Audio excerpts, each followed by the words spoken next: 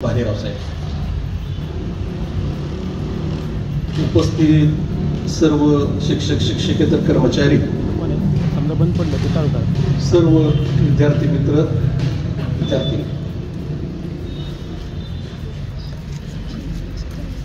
सन 2002 सालापासून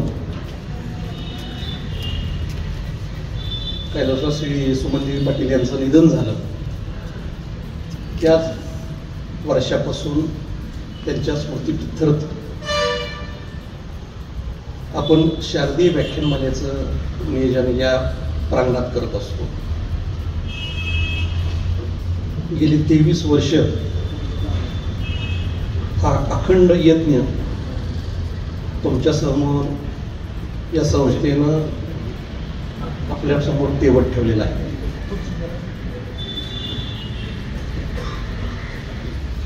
भालेराव सरांना मी आलेल्या कल्पना दिली की इथं गावातल्या किंवा भागातल्या लोकांना तुमचं भाषण आम्ही काही ठेवलेलं नाही. आज ही समोर बसलेली सगळी वयात आलेली सगळी तरुण मुलं मुली आहेत, त्यांच्यासाठी मी 23 वर्ष हा यज्ञ चालू केलेला आहे.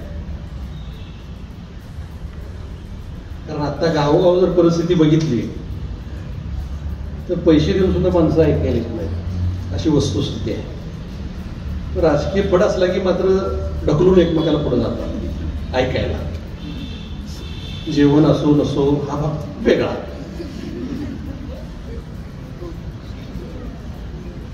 सांगण्याचा सारांश असा की हे निसर्ग वय आहे. ह्या वयामध्ये ज्यांनी आपल्या कारकिर्दीमध्ये नावलौकिक कमवलेला आहे, जी लोक मोठमोठी स्वतःच्या कर्तृत्वानं मोठी झालेली आहेत, अशी लोक तुमच्या समोर आणून जे काही त्यांच्या ज्या विषयामध्ये त्यांचं ज्ञान आहे तो विषय तुमच्या कानावरून गेला पाहिजे.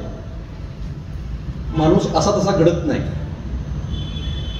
माणूस घडताना फार यातना होत असतात. कार्यकर्ता घडताना सुद्धा यातना होत असतात. हिरा घडताना सुद्धा यातना होत असतात. कारण पैलू पाडण्याचं काम जसं शिक्षक करतात तसं ह्या वयामध्ये चांगले विचार प्रबोधन ते करण्याचं काम हे साहित्यिक करत असतात. ह्या लोकांचे 4 मौलिक गोष्टी त्यांच्या आयुष्यामध्ये आलेले चढउतार, त्यांच्या आयुष्यामध्ये भोगलेल्या त्यांनी यातना असतील आणि ज्या उंचीवरती ते पोचल्यानंतर त्यांच्याजवळ जे काही ज्ञान सामुग्रीचा ठेवा तयार झालेला आहे तो आज तुमच्या समोर मांडण्यासाठी भालेराव सर आपल्या समोर आलेले आहे. माझ्या माहितीनुसार 18 फेब्रुवारीला 1-2 वेळा ते आपल्या इथे उंडाळ्यात येऊन गेलेले आहे. 18 फेब्रुवारी याच व्यासपीठावर आज परत मी त्यांना इथं रिक्वेस्ट करून इथं आणलेलं आहे. मित्र, सांगण्यासारखं बरंच आहे, परंतु ज्या वयामध्ये तुम्हाला हे ज्ञान मिळणार आहे, कॉम्प्युटर युग आहे, मोबाईलचं युग आहे, 50 रुपयाचा रिचार्ज मारला की चांगलं बी ऐकायला मिळते, वाईट बी ऐकायला मिळते, बघायला मिळते. आपण काय घ्यायचं? पोटाला चिमटा घेऊन आई वडिलांनी जसं आपल्याला पुढं शाळेत ढकललेलं आहे, प्राथमिकेतून माध्यमिकेतून ज्युनियर सिनियर, आई वडील काबाड कष्ट करतायत, परंतु माझा मुलगा काय करतो, माझी मुलगी काय करते हे आयुष्यभर त्यांच्या रानामध्ये काम करत असताना विवंचन असते. ह्या वयामध्ये तो जर मार्ग तुम्हाला व्यवस्थित सापडला किंवा सापडला नाही तो 2 मिनिटात खेळ खलास. चांगल्या मार्गाने गेला तर काटेकुटे आहेत, निसरड्या वाटा आहेत, पण त्या वाटेनं जाताना जो धाडसानं त्या मार्गाने जाणार आहे त्याला अंतिम टप्पा साध्य होणार आहे. परंतु जो शॉर्टकटनं जाणार आहे, शॉर्टकटनं गर्भश्रीमंत होण्याचा प्रयत्न करणार आहे, त्या चोरवाटा मित्र तुम्हाला फार काळ चांगल्या लाभणार नाही. म्हणून ही जी काही लोक आहेत, ह्या लोकांनी जे काही आयुष्यामध्ये ज्ञान मिळवलेलं आहे त्या ज्ञानाचा उपयोग 4 गोष्टी तुमच्या कानावरून जर गेल्या तर 2% जरी तुम्ही आयुष्यामध्ये यातलं काय घेतलं तर तुम्हाला त्या ज्ञानाच्या शिदोरीवरती आणि जे गुरुजनांनी तुमच्यावरती संस्कार केलेले आहेत, त्या गुरुजनांनी जे संस्कार केले त्या संस्काराच्या शिदोरीवरती तुम्हाला भविष्य काळाचा मार्ग व्यवस्थित सापडेल. कारण नोकरी हा विषय संपलेला आहे मित्र. राज्यामध्ये देशामध्ये आर्थिक जी दरी निर्माण झालेली आहे त्या दरीमध्ये मेंदू तपासल्याशिवाय इथून पुढे काय मिळणार नाही. तुमचा मेंदू काय आहे, तुम्हाला इंग्रजी बोलता येते का, इंग्रजी वाचता येते का, कॉम्प्युटर ज्ञान आहे का, ह्या ज्या गोष्टी आहेत ह्या अवगत केल्यानंतर तुमचा मेंदू काय आहे हे तपासल्यानंतरच तुम्हाला सरकारी सेवा किंवा सरकारी नोकरी भविष्य काळात मिळणार आहे. ते सुद्धा अतिशय दुर्लभ झालेलं आहे.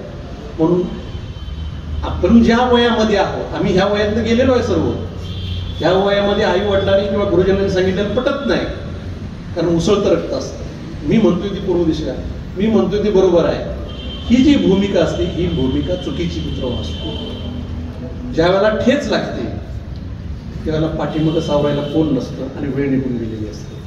म्हणून ज्या वयामध्ये तुम्ही आहात त्या वयामध्ये शिक्षण घेण्याचा प्रयत्न करा, ज्ञान संकलन करण्याचा प्रयत्न करा, चांगला रस्ता सापडण्यासाठी कष्ट करण्याचा प्रयत्न करा, अशी ह्या व्याख्यानमालेच्या दृष्टिकोनातून मी तुम्हाला आव्हान करतो.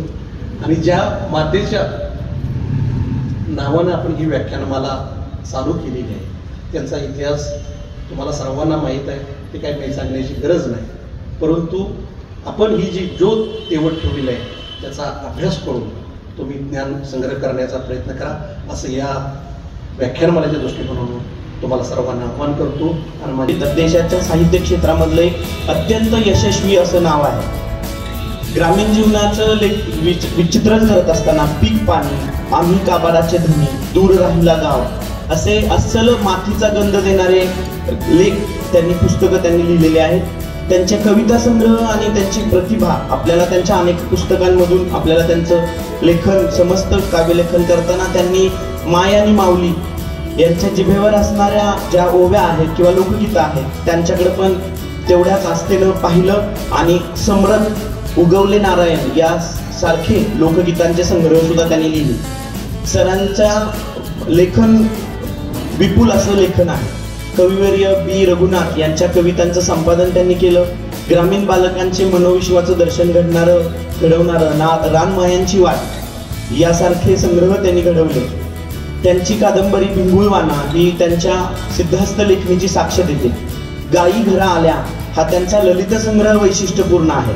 त्यातून त्यांनी ग्रामीण जीवनात जीवापाड जपल्या जाणाऱ्या मानवी मनाच्या विविध छटा चितारलेल्या आहेत. वास्तवता बोलीभाषेचा चपलक वापर, निसर्गाची समृद्धी, निसर्गाचा लहरीपणा, शेतकऱ्यांच्या जीवनात आलेल्या शेतकऱ्यांचं जगणं, शेतकऱ्यांच्या जीवनातल्या व्यथा, परंपरा, वहिवाटी या सगळ्या त्यांनी आपल्या लेखणीतनं मांडलेल्या आहेत. मानवी जीवनामध्ये जपल्या जाणाऱ्या जे भावबंध असतात त्याचं दर्शन त्यांच्या अनेक कवितांमधनं होत असतं.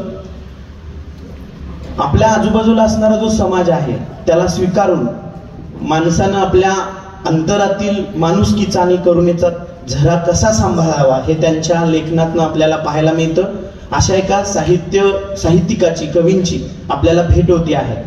संस्थेच्या या समितीनं असा आवर्जून प्रयत्न केलाय. मला हे सांगताना खूप आनंद वाटतो की सर तब्बल 10 तासाचा प्रवास करून तुम्हाला भेटायला आले. काल अख्खा दिवस त्यांनी प्रवासात घालवलेला. परभणीवरून ते सलग प्रवास न थांबता करत आलेले आहेत. अशा बावनकशी सोन्यासारखे लेखन असणारे आणि अनेक पुरस्कार प्राप्त असणारे सिद्धहस्त कवी लेखक यांना अनेक पुरस्कार मिळालेले आहेत. यामध्ये यशवंतराव चव्हाण, अनंत कानेकर, पद्मश्री विखे पाटील, विद घाटे इत्यादी नामवंतांच्या नावे दिले जाणारे अनेक पुरस्कार त्यांना मिळालेले आहेत.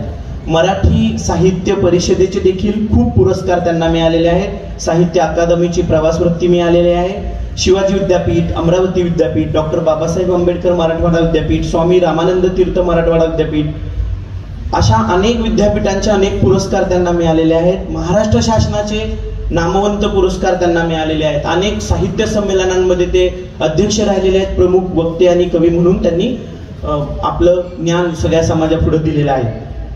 बालमित्रांनो, तुम्ही खूप नशीबवान आहात. अशा अस्सल काव्यातून आणि आपल्या ललित लेखांमधून आपल्याला आजचे पाहुणे इंद्रजित भालेराव यांचं साहित्य विश्व अनुभवायला मिळणार आहे. तर आपण सरांचं आपल्या या समितीच्या वतीनं, विद्यालयाच्या वतीनं, संस्थेच्या वतीनं मनपूर्वक हार्दिक स्वागत करूया. मला सरांची एक विशेष गोष्ट इथं सांगायची आहे. विद्यार्थी म्हणून घडत असताना आपण सरांना MA ला सुवर्ण पदक होतं मराठी विषयात. बालभारती, युवक भारती, कुमार भारती अशी आपण जी पुस्तकं लहानपणापासून शिकत आलो आहोत, या आपल्या मराठीच्या पाठ्यपुस्तकामध्ये सरांच्या अनेक कवितांचा समावेश झालेला आहे. महाराष्ट्र शासनाच्याच मराठी विषयातील पाठ्यपुस्तकात सरांच्या कविता नाहीत, तर कर्नाटक, गोवा आणि राष्ट्रीय अभ्यासक्रमाचा जो NEP येतो त्याच्यामध्ये सुद्धा सरांच्या कवितांचा समावेश आहे. महाराष्ट्रातील जवळपास सर्वच विद्यापीठांच्या अभ्यासक्रमामध्ये सरांनी लिहिलेल्या वेगवेगळ्या साहित्याचा अभ्यासासाठी पुस्तक म्हणून उपयोग केला जातो. सरांच्या अनेक कवितांचे हिंदी आणि इंग्रजीमध्ये अनुवादन केलेलं आहे आणि साहित्य अकादमीतर्फे या कविता प्रकाशित केलेल्या आहेत. बालमित्रांनो, सर हे अतिशय सुप्रसिद्ध असे देशभर कवितांच्या कार्यक्रमासाठी प्रसिद्ध आहेत. सॅम मोजे या अमेरिकेतल्या विश्व साहित्य संमेलनात सुद्धा सरांचा सहभाग होता. ग्रामीण साहित्य संमेलनाचे सर अध्यक्ष राहिलेले आहेत. इंद्रजित भालेराव यांचं साहित्य हे तुम्ही स्वतः कवींच्या या लेखकांच्या मुखातून ऐकणार आहात, पण मला सांगायला खूप आनंद वाटतो की भालेराव सरांच्या साहित्यावर आजपर्यंत 6 जणांनी PhD केलेली आहे आणि 12 जणांनी MPhilचं संशोधन पूर्ण केलेलं आहे. नुकतंच औदुंबर साहित्य संमेलन, अखिल भारतीय मराठी साहित्य संमेलन यासह विविध 20 साहित्य संमेलनामध्ये सरांचा अध्यक्षपदाचा मान त्यांना मिळालेला आहे. सर समाज माध्यमावर बोलतीलही, समाज माध्यमांचा उपयोग ते चांगल्या पद्धतीने कसा करतात हे सांगतील. तर कविता आणि साहित्य संबंध हा त्यांचा YouTubeवरचा विषय तुम्ही आवर्जून बघा. ज्ञानोपसाक मराठी विभाग विद्यार्थी या YouTube चॅनलवर सुद्धा सर आपल्याशी संपर्कात असतात समाज माध्यमावर. मी सरांचं पुन्हा एकदा मनपूर्वक स्वागत करतो आणि माझ्या सरांचा मी परिचय करून देण्याची संधी मला दिली समितीने, त्याबद्दल सर्वांचे धन्यवाद. ज्यांच्या अनेक कविता आपल्या शालेय अभ्यासक्रमामध्ये समाविष्ट आहेत असे सन्माननीय इंद्रजित भालेराव यांच्या ठिकाणी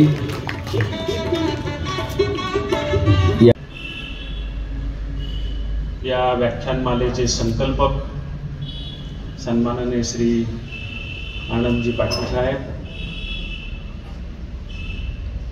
या तुमच्या गावच्या प्रथम नागरिक माळीताई, व्यासपीठावर बसलेले तुमचे मुख्याध्यापक, इतर सर्व महत्त्वाची मंडळी आणि विद्यार्थी मित्र, सुरुवातीला मी ज्यांच्या नावानेही व्याख्यानमाला चालवण्यात येते त्या सुमन देवी यांना विनम्र अभिवादन करतो. ज्यांच्या नावानं तुमची शाळा आहे त्या स्वातंत्र्य सैनिक दादासाहेब उंडाळकर यांना मी विनम्र अभिवादन करतो. ज्यांच्या आग्रहामुळं या आधी 3 वेळा मी तुमच्या इथल्या साहित्य संमेलनात सहभागी झालो त्या स्वर्गीय विलास काका उंडाळकर यांनाही मी विनम्र अभिवादन करतो. मी तुमच्या ह्या शाळेमध्ये या जागी साहित्य संमेलनाच्या निमित्तानं या आधी 3 वेळा आलेलो आहे. म्हणजे तुम्ही समोर बसलेल्यांपैकी कुणीही जन्मले नव्हते. 20 वर्षापूर्वी पहिल्यांदा आलो, तर तुमच्यापैकी कुणीही जन्मलेलं नव्हतं तेव्हा एकदा मी इथं येऊन गेलेलो आहे 20 वर्षापूर्वी. साताऱ्याचे आमचे मित्र लेखक राजेंद्र माने डॉक्टर, त्यांनी आवर्जून मला बोलवलं होतं. म्हणाले, सर असं असं साहित्य संमेलन असतं, कवी संमेलन असतं, तुम्ही कवी संमेलनात सहभागी कवी म्हणून या. म्हटलं कुठं आहे हे उंडाळा? तर माने म्हणाले, सर तुम्ही आधी माझ्या घरी या, मी तुम्हाला घेऊन जातो उंडाळ्याला. मग मी साताऱ्याला त्यांच्या घरी आलो. आज जसा घारेवाडीला थांबलो तसा त्या दिवशी मी साताऱ्याला डॉक्टर राजेंद्र मानेंच्या घरी थांबलो. दुसऱ्या दिवशी सकाळी डॉक्टर माने मला विलास काकांच्या घरी घेऊन गेले आणि मग विलास काकांच्या गाडीमध्ये आम्ही इकडं साहित्य संमेलनाला आलो. ही 20 वर्षापूर्वीची गोष्ट. जवळजवळ 15 वर्षापूर्वी पुन्हा एकदा मी तुमच्या इथल्या साहित्य संमेलनाला आलो होतो. त्यावेळेला आम्हाला कराडला थांबवण्यात आलं होतं. त्यावेळेला मग मी जरा बऱ्यापैकी मोठा कवी झाले होतो, त्याच्यामुळं माझी गाडी माझ्याकडे होती, गाडी घेऊन आलो होतो. कराडला थांबलो होतो, राजन गवस आणि मी एका हॉटेलमध्ये थांबलो होतो. त्यावेळेस साहित्य संमेलनाचे अध्यक्ष सुरेश द्वादशीवार होते, ते लोकमत वृत्तसमूहाचे संपादक होते. आणि शीला दीक्षित दिल्लीच्या मुख्यमंत्री होत्या, त्या स्वातंत्र्य सैनिक मेळाव्याला प्रमुख पाहुण्या म्हणून आलेल्या होत्या.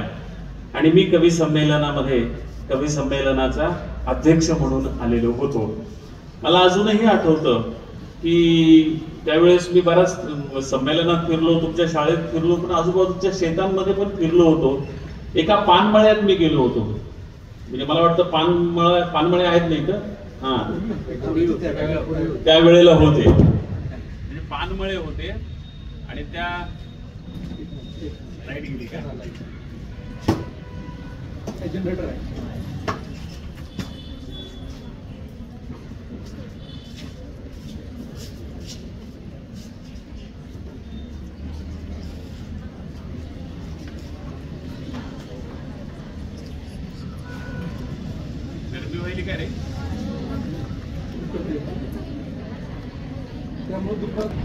तर तेव्हा छानपैकी एका पानमळ्यात मी गेलो होतो.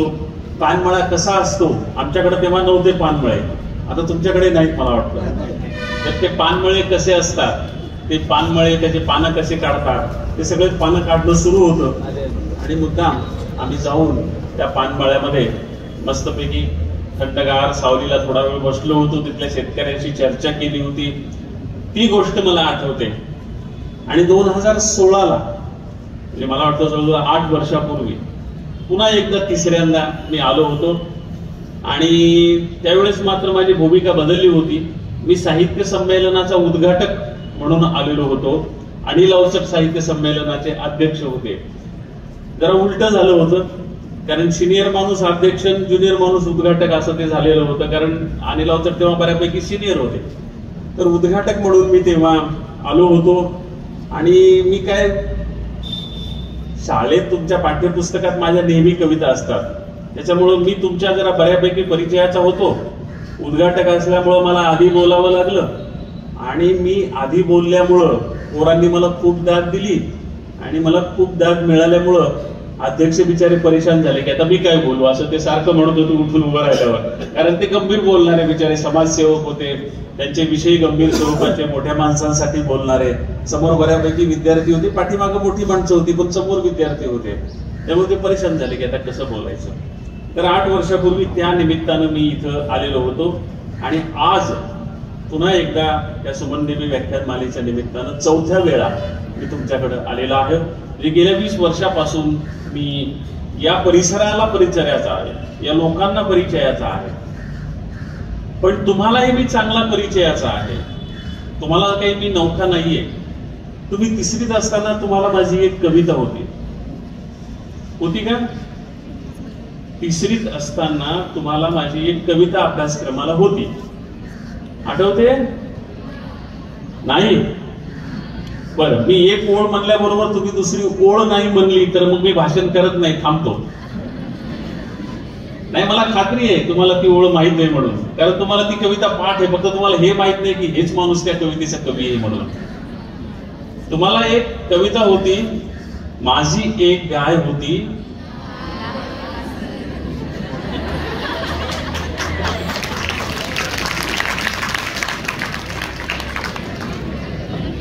कविता सगळ्यांना तुम्हाला पाठ आहे, मला खात्री होती, कारण ती पाठ असते सगळ्यांना कविता.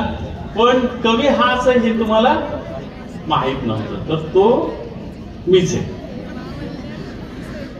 त्याच्या आधी तुमचे भाऊ जेव्हा शाळेत शिकायला होते तेव्हा माझी एक कविता अभ्यासक्रमाला होती. मोठे भाऊ तुमचे शिकायला होते तेव्हा बाप नावाची कविता. शेतामध्ये माझी कोप, तिला बोराटीची झाप, तिथं राबतो कष्ट तो माझा शेतकरी बाप. तर ही कविता तुमच्या मोठ्या भावांना ती शाळेमध्ये असताना त्यांना शिकायला होती. तुमचा बाप जेव्हा शाळेत होता, तुमच्या सगळ्यांचे बाप जेव्हा शाळेत होते तेव्हा सुद्धा माझी कविता अभ्यासक्रमाला होती. माझ्या गावचं पाणी नावाची. तुम्ही जर गेलात घरी तर लिहून घ्या, लक्षात ठेवा. घरी गेल्यावर वडिलांना विचारा की तुम्हाला माझ्या गावचं पाणी नावाची कविता अभ्यासक्रमाला होती काय? म्हणजे तुमच्या बापाला माझी कविता अभ्यासक्रमाला होती, तुमच्या मोठ्या भावाला माझी कविता अभ्यासक्रमाला होती आणि तुम्हाला पण माझी कविता अभ्यासक्रमाला आहे. बरोबर आहे? 20 वर्षापूर्वी एकदा मी आलो होतो, 15 वर्षापूर्वी एकदा मी आलो होतो, 8 वर्षापूर्वी एकदा मी आलो होतो आणि आज सुद्धा मी तुमच्या समोर आलेलो आहे. आणि तुम्हाला तुम्ही 3रीच्या वर्गात असल्यापासून मी परिचयाचा आहे. बरोबर आहे ना? तुमच्या गुरुजींनी माझा परिचय सांगितला असेल, सगळं सांगितलं असेल, पण गुरुजी काही मला त्यावेळेस तुमच्या समोर आणून उभं करू शकले नसतील ना, कारण प्रत्येक शाळेमध्ये कुठले गुरुजी उभं करू शकतील मला. पण तुमच्या ह्या आनंदरावांनी असं ठरवलं की तो माणूस तुमच्या समोर आणून उभा करायचा. आणि म्हणून मग तुम्हाला समोर उभं राहिल्यावर मी विचारलं काय, मला ओळखलं काय? तर तुम्ही म्हणालात नाही, कारण आम्हाला कविता अभ्यासक्रमाला होती तुमच्या लक्षात नव्हतं. पण जेव्हा मी एक कवितेची नुसता पहिला शब्द सांगितल्याबरोबर तुमचं सगळं कडवं म्हटलं, कारण तुम्हाला ती कविता पाठ होती, तुम्हाला ती कविता आवडलेली होती. माझी एक गाय होती, तिला होते वासरू, तोच माझा दोस्त होता, त्याला कसे विसरू. बरोबर आहे ना? तर तुमच्या भावांना जी कविता अभ्यासक्रमाला होती त्या कवितेपासून आपण सुरुवात करू. करायची? तुमच्या भावाला बाप नावाची माझी कविता अभ्यासक्रमाला होती. कवितेचं नाव काय होतं? बाप. तर जेव्हा ही कविता अभ्यासक्रमाला होती आणि ती कविता शिकणारे विद्यार्थी समोर बसलेले असत, तेव्हा मी त्या विद्यार्थ्यांना असंच विचारायचो, काय कवितेचं नाव? बाप. आणि मग मी हळूच सांगायचो, त्या कवितेचा मी बाप आहे म्हणून. कारण ती कविता मी जन्माला घातलेली होती, ती माझी लेख होती, पाठ्यपुस्तकात टाकून शासनानं तुमच्याकडे पाठवली होती. त्यांना म्हणायचो, तुमच्या भावांना, ती कविता तुम्हाला आवडली का? पोरं म्हणायचे हो. कारण मी म्हणायचो की ती कविता मी जन्माला घातली, ती माझी लेख. मग तुमचे भाऊ काय म्हणायचे? हो. मग मी हळूच करून म्हणायचो, माझी लेख तुम्हाला आवडली? ते 5वीच्या वर्गात, 6वीच्या वर्गात, 7वीच्या वर्गात असलेले तुमचे भाऊ मग लाजायचे आणि खाली मान घालायचे असते. काय कळायचं त्यांना मला माहित नाही. तर ही कविता एकदा नव्हे, दोनदा नव्हे, तीनदा नव्हे, 4 वेळा अभ्यासक्रम बदलला तरी अभ्यासात होती. पुन्हा पुन्हा अभ्यासाला होती. का बरं पुन्हा पुन्हा तीच कविता अभ्यासाला लावली? तर गावोगावचे शिक्षक आणि विद्यार्थी जेव्हा कळायचं त्यांना की अभ्यासक्रम बदलणार आहे, तर शासनाला पत्र लिहायचे. जेव्हा बालभारतीचे अध्यक्ष राम शेवाळकर होते तेव्हा पुण्याला गेल्यावर मला त्यांनी हाताला धरून नेलं होतं आणि पत्राचे ढीकच्या ढीक दाखवले होते आणि म्हणाले की हे अशी पत्र येतात तुझ्या कवितेची, म्हणून तुझी कविता आम्हाला पुन्हा पुन्हा लावावी लागते, कारण ती कविता सगळ्या पोरांना फार आवडते. तुम्हाला नव्हती ती कविता, तरी पण म्हणून दाखवतो, म्हणजे मग तुमच्या लक्षात येईल की तुमच्या भावांना जी कविता होती ती कविता. साधी सोपी कविता आहे. 5वीच्या मुलांच्या आकलन कक्षेमध्ये शेतकऱ्याचा परिचय करून देणे हा त्या कविते पाठीमागचा उद्देश होता. पण ही कविता जी आहे ते मी एकटा म्हणत नाही, तुम्हाला सहभाग द्यावा लागतो. पण तुम्हाला सहभाग द्यावा लागतो म्हणजे तुम्ही कविता म्हणायची नाही, तुम्ही फक्त टाळ्यांचा सहभाग द्यायचा. चालेल? वाजवता येतात तुम्हाला टाळ्या? वाजवा बरं. वाव, छान की रिदम मध्ये टाळ्या वाजवतो तुम्ही. पण थोडा रिदम बदलून मी तुम्हाला टाळ्या वाजवायला लावणार आहे. मी सांगतो त्या रिदम मध्ये टाळ्या वाजवा, त्याच रिदम मध्ये सुरू राहू द्या. रिदमची गती वाढवू नका. गती वाढवली की मला कविता म्हणायची गती वाढवावी लागते. गती वाढवली की मग मला दम लागतो, कारण तुमची स्पीड, तुम्ही आता तरुण मुलं आहेत ना, मी म्हातारा माणूस आहे, 63 वर्ष वय आहे माझं, त्याच्यामुळं मला म्हणजे दम लागतो. त्याच्यामुळं तुम्ही शक्यतो स्पीड वाढवू नका. चालेल? करायची सुरुवात? तयार आहेत तुम्ही? कुठे तयार? हा, पाठीचा कणा ताट करून बसण्याला तयार म्हणतो. तुम्ही रिलॅक्स बसले, बरोबर आहे ना? हाताचा घाम पुसून घ्या मस्त पैकी. मग तोंडाला आला असला घाम तर तोंडाला पुसून घ्या. माझ्यासारखं भांगावरून हात फिरवा, काय हरकत नाही. तू कशाला फिरवायला रे? तुझ्या डोक्यावर केस नाहीत ना? आहेत सगळ्यांच्या डोक्यावरती समोर पाठ करायची सुरुवात. शेतामध्ये माझी खोप तिला बोराटीची धाप, तिथं राबतो कष्ट तो माझा शेतकरी बाप. शेतामध्ये माझी खोप तिला बोराटीची धाप, तिथं राबतो कष्ट तो माझा शेतकरी बाप. लेतो अंगावर चिंध्या खातो मिरची भाकर, काढी उसाची पाचट जगा मिळाया साखर. लेतो अंगावर चिंध्या खातो मिरची भाकर, काढी उसाची पाचट जगा मिळाया साखर. काटा त्याच्याच कपाई त्यानं काय केलं पाप, काटा त्याच्याच कपाई त्यानं काय केलं पाप. शेतामध्ये माझी खोप तिला बोराटीची धाप, तिथं राबतो कष्ट तो माझा शेतकरी बाप. माझा बाप शेतकरी उभ्या जगाचा पोशिंदा, माझा बाप शेतकरी उभ्या जगाचा पोशिंदा. त्याच्या भाळी लिहिलेला रात दिस काम धंदा, कष्ट सारे त्याच्या हाती दुसऱ्याच्या हाती माप, कष्ट सारे त्याच्या हाती दुसऱ्याच्या हाती माप. शेतामध्ये माझी खोप तिला बोराटीची धाप, तिथं राबतो कष्ट तो माझा शेतकरी बाप. बाप फोडी तो लाकड माय पेटविते चुल्हा, बाप फोडी तो लाकड माय पेटविते चुल्हा. घामा मागल्या पिठाची काय चव सांगू तुला, आम्ही कष्टाच खातो जग करे हापा हाप, आम्ही कष्टाच खातो जग करे हापा हाप. शेतामध्ये माझी खोप तिला बोराटीची धाप, तिथं राबतो कष्ट तो माझा शेतकरी बाप. शेतामध्ये माझी खोप तिला बोराटीची धाप, तिथं राबतो कष्ट तो माझा शेतकरी बाप. माझा शेतकरी बाप, माझा शेतकरी बाप, माझा शेतकरी बाप, माझा शेतकरी बाप. जमलं तुमचं आणि माझं जमलं, म्हणजे माझं कविता म्हणून तुमच्या टाळ्या वाजवणं जमलं, एकदम जमलं, छान जमलं. आणि तुम्हाला कविता पण आवडली ना, छान वाटली, बरी वाटली. काट्या कुट्याचा तुडवीत रस्ता, माझ्या गावाकडं चल माझ्या दोस्ता.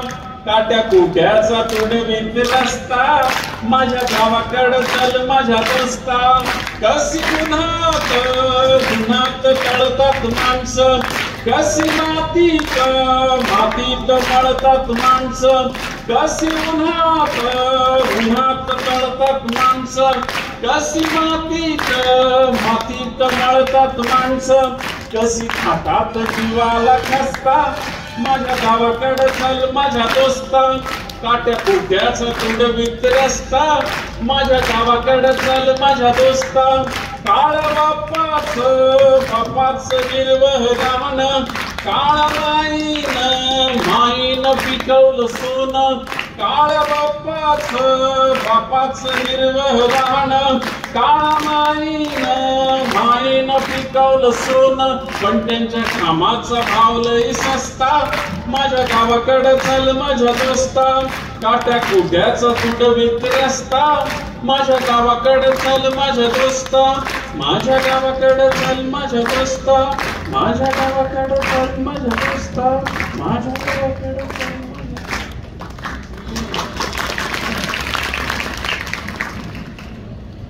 कविता संपलेली नाही,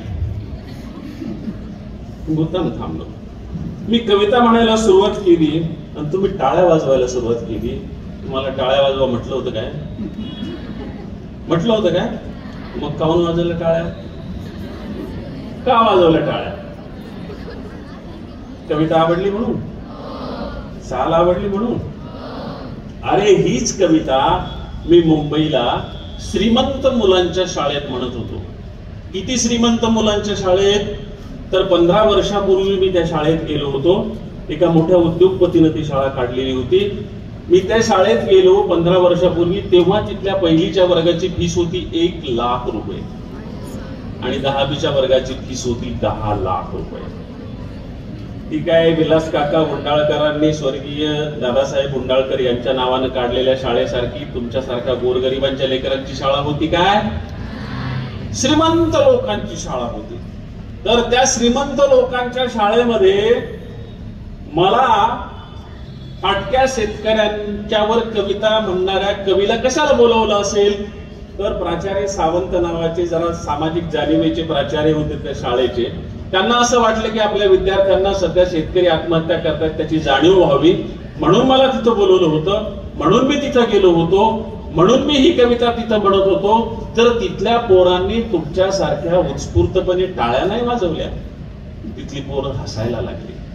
कारण तुम्हाला वाटलं की ही कविता आपल्या गावाची आहे, गावाकडे चल म्हणतात सर, तुम्ही छान टाळ्या वाजवल्या. त्या पोरांनी टाळ्या नाही वाजवल्या, ती पोरं हसायला लागली. म्हटलं का रे बाळांनो, का हसला? ते म्हणले तुम्ही काय कविता म्हटली? म्हटलं काळ्या बापाचं हिरवं रानं, काळ्या माईनं पिकवलं सोनं, त्यांच्या घामाचा भाव लई सस्ता, माझ्या गावाकडे चल माझ्या दोस्ता. ते म्हणाले म्हणून तर आम्ही हसलो. म्हटलं काय झालं? म्हणले तुमचा बाप काळा आहे काय? म्हटलं हो रे बाळा, माझा बाप काळा आहे. म्हटलं पुन्हा मी दुसरी ओळ काय म्हटली होती? काळ्या माईनं पिकवलं सोनं. म्हणलं तुमची आई पण काळी आहे का? म्हटलं हो रे बाळा, माझा बाप पण काळा आहे, माझी आई पण काळी आहे, कारण आम्ही मातीत राबणारी माणसं आहेत. त्याला म्हटलं तुझी आई कशी आहे? म्हटलं गोरीत पान आहे. चांगली गोष्ट आहे, आई गोरी असणे का वाईट थोडं, चांगली गोष्ट आहे. त्याला म्हटलं तुझे वडील कसे आहेत? तो म्हणला आईपेक्षा गोरीत पान आहे. म्हटलं तुझा पालीसारखा पांढरा फटक रंग पाहून मला तुझ्या आई वडिलांच्या रंगाची कल्पना आली होती, पण तू हसलास का? तो म्हणला मला काळ्या माणसाचं हसू येतं. म्हटलं का? म्हटलं कारण नाही सांगता येत. म्हटलं पागल आहेस काय? तू हसतो आणि तुला तुझ्या हसण्याचं कारण सांगता येत नाही, पागल आहेस काय? म्हटलं नाही ना सर, असं कसं काय म्हणाले? म्हटलं मग का हसला? म्हणला नाही सांगता येत, पण काळ्या माणसाचं हसू येतं. म्हटलं तुला काही प्रश्न विचारू काय? म्हटलं विचारा. म्हटलं आपल्या देशाला गुलाम कुणी बनवलं रे? म्हणाला ते माहिती हो सर मला. म्हटलं सांग ना नाव. म्हणाला इंग्रजांनी. म्हटलं गांधी, महात्मे, लोकमान्य टिळक आणि दादासाहेब गुंडाळकर, यशवंतराव चव्हाण यांना जेलमध्ये कुणी टाकलं होतं रे? म्हणाला ते पण मला माहित आहे सर, इंग्रजांनीच टाकलं होतं. म्हटलं शेवटचा प्रश्न, भगतसिंग, राजगुरू, सुखदेवांना फाशी कुणी दिली? म्हणाला इंग्रजांनी. म्हटलं इंग्रजांना इतिहासामध्ये प्रतिशब्द काय? म्हणाला गोरे. म्हटलं तुझा बाप कसा आहे? म्हटलं गोरा. म्हटलं इंग्रज गोरे. म्हणाला हो. म्हटलं तुझा बाप गोरा. म्हणाला हो. म्हटलं इंग्रज देशाचे कोण होते? म्हणाला शत्रू. म्हटलं तुझा बाप कोण आहे? इथं मुंबईमध्ये एसी मध्ये मंत्रालयात सचिवालयात बसून 1 लाख रुपये ते 10 लाख रुपये फीस भरून तुला या शाळेत पाठवतो, भ्रष्टाचार करून पैसा मिळवतो, तो तुझा बाप या देशाचा कोण आहे? त्याला मान्य करावं लागेल, शत्रू आहे. म्हटलं पुढचा प्रश्न. म्हणाला काय? म्हटलं शत्रूला हसाव की मित्राला हसाव? म्हणला प्रश्नच नाही, शत्रूलाच हसाव. म्हटलं मग तुझ्या बापालाच हस. माझ्या काळ्या बापाला हसू नको. हस तुझ्या बापाला, कारण तो या देशाचा शत्रू आहे. माझा बाप जगाचा पोशिंदा आहे. तुझा बाप आणि तू जे खातोस ते माझा बाप पिकवतो तिकडे शेतामध्ये. तुझा बाप मात्र भ्रष्टाचार करून इथं तुला या शाळेमध्ये घालतो. तेव्हा माझा बाप या देशाचा पोशिंदा आहे, तुझा बाप या देशाचा शत्रू आहे. माझ्या बापाला हसू नकोस, तुझ्या बापाला हस. मग तो नाराज झाला. म्हटलं का रे बाळा नाराज दिसायला तू? म्हटलं मग तुम्ही माझ्या वडिलांचा अपमान करायले. म्हटलं तू आधी माझ्या काळ्या शेतकरी बापाला हसलास तेव्हा माझ्याही बापाचा अपमान होत असेल हे तुझ्या लक्षात नाही आलं काय रे? म्हटलं सर नाही. म्हटलं आता आलं ना? म्हणाला हो. म्हटलं हसशील का माझ्या काळ्या बापाला? म्हणाला नाही. म्हटलं आता पुन्हा माझ्या बरोबर ते कडवं म्हणशील का? म्हणाला हो. आणि मग त्यानं माझ्या बरोबर टाळ्या वाजवत ते कडवं पुन्हा म्हटलं. काळा बापाच हिरवं रान, काळा माईन पिकवलं सोनं. काळा बापाच हिरवं रान, काळा माईन पिकवलं सोनं, पण त्यांच्या घामाचा भाव लई सस्ता, माझ्या गावाकडं चल माझ्या दोस्ता, काट्या कुट्याचा तोडवीत रस्ता.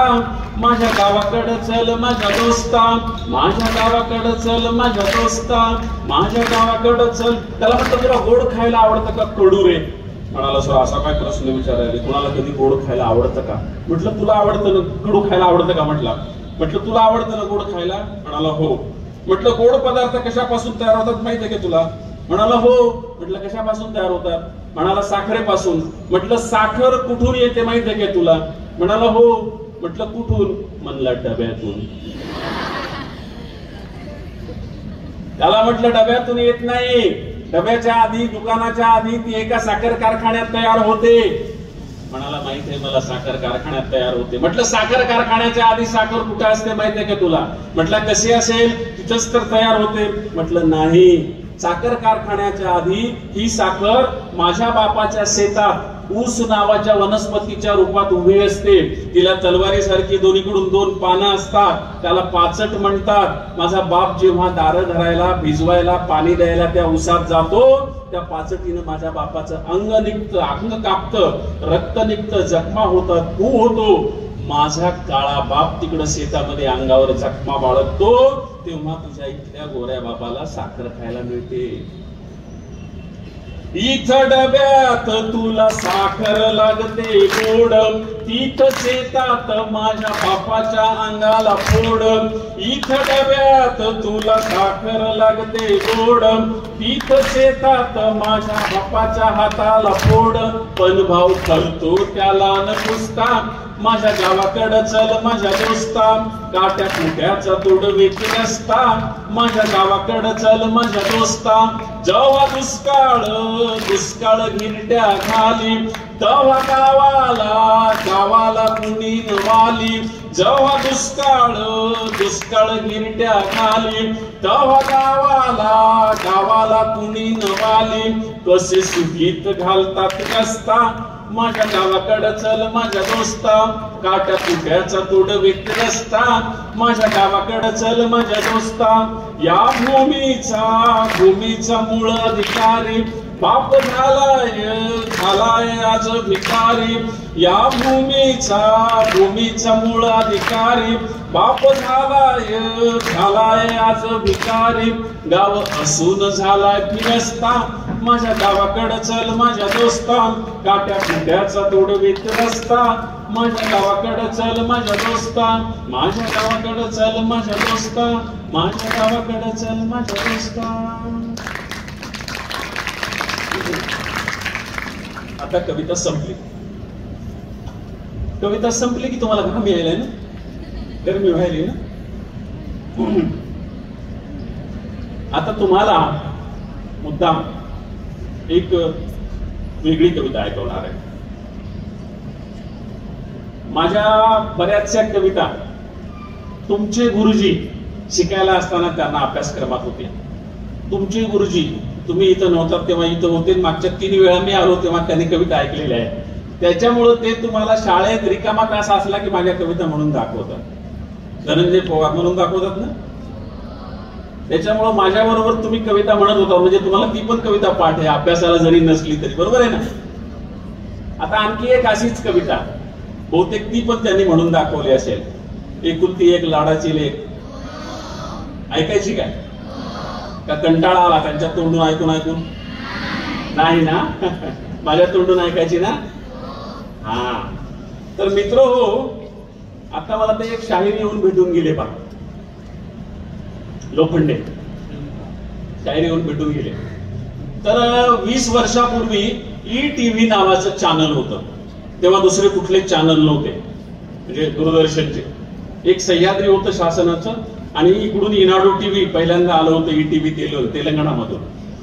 तर त्या टीव्हीनं आमचे कार्यक्रम घेतले होते. तेव्हा तुमचे शाहीर लोखंडे त्यात सहभागी होते.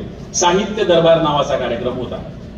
ह्या साहित्य दरबार कार्यक्रमाचं नंतर त्यांनी नाव बदललं, हास्य दरबार केलं.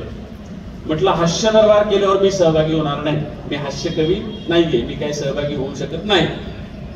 मग मी त्यांच्या 14 एपिसोड मध्ये तेव्हा काम केलं, आणि पुढच्या एपिसोड मध्ये मी बंद केलं काम करणं. नाव बदललं त्यांनी की म्हटलं हास्य दरबार मध्ये मी काम करत नाही. तर मग त्यांना जरा वाईट वाटलं. ते म्हणाले सरांसाठी आपण काहीतरी वेगळा कार्यक्रम करूया. मग ते जे निर्माते होते राज साळुंखे ते माझ्याकडे आले, ते मला म्हणाले सर तुमचा वेगळा कार्यक्रम करायचा आहे आम्हाला. म्हटलं एकट्याचा कशाला करताय वेगळा? नाही म्हणले करायचा आहे आम्हाला. मग त्यांनी माझे 2 कार्यक्रम एकट्याचे सलग 3-3 तासाचे ETV वर केले होते. त्यातला एक कार्यक्रम होता खानदेशचा माळा आणि मराठवाड्याचा गळा, बहिणाबाई चौधरींच्या कवितावर आधारित कार्यक्रम. आणि दुसरा कार्यक्रम होता गाऊ जिजाऊस आम्ही, राष्ट्रमाता जिजाऊंच्या जीवनावर जन्मापासून त्यांच्या देहांतापर्यंत 20 गाण्यांचा कार्यक्रम होता. ते सगळी 20 गाणी मी लिहिलेली होती. तर त्या गाण्यांपैकीच ते गाणं आहे एकुलती एक लाडाची लेक, हे त्यावेळेस त्या टीव्हीवर सादर झालेल्या 20 गाण्यापैकी एक गाणं. मी सगळी गाणी छानपैकी लिहिली होती. पण ते राज साळुंखे म्हणाले सर जिजाऊंच्या बालपणावर गाणं तुम्ही लिहिलेलं नाहीये.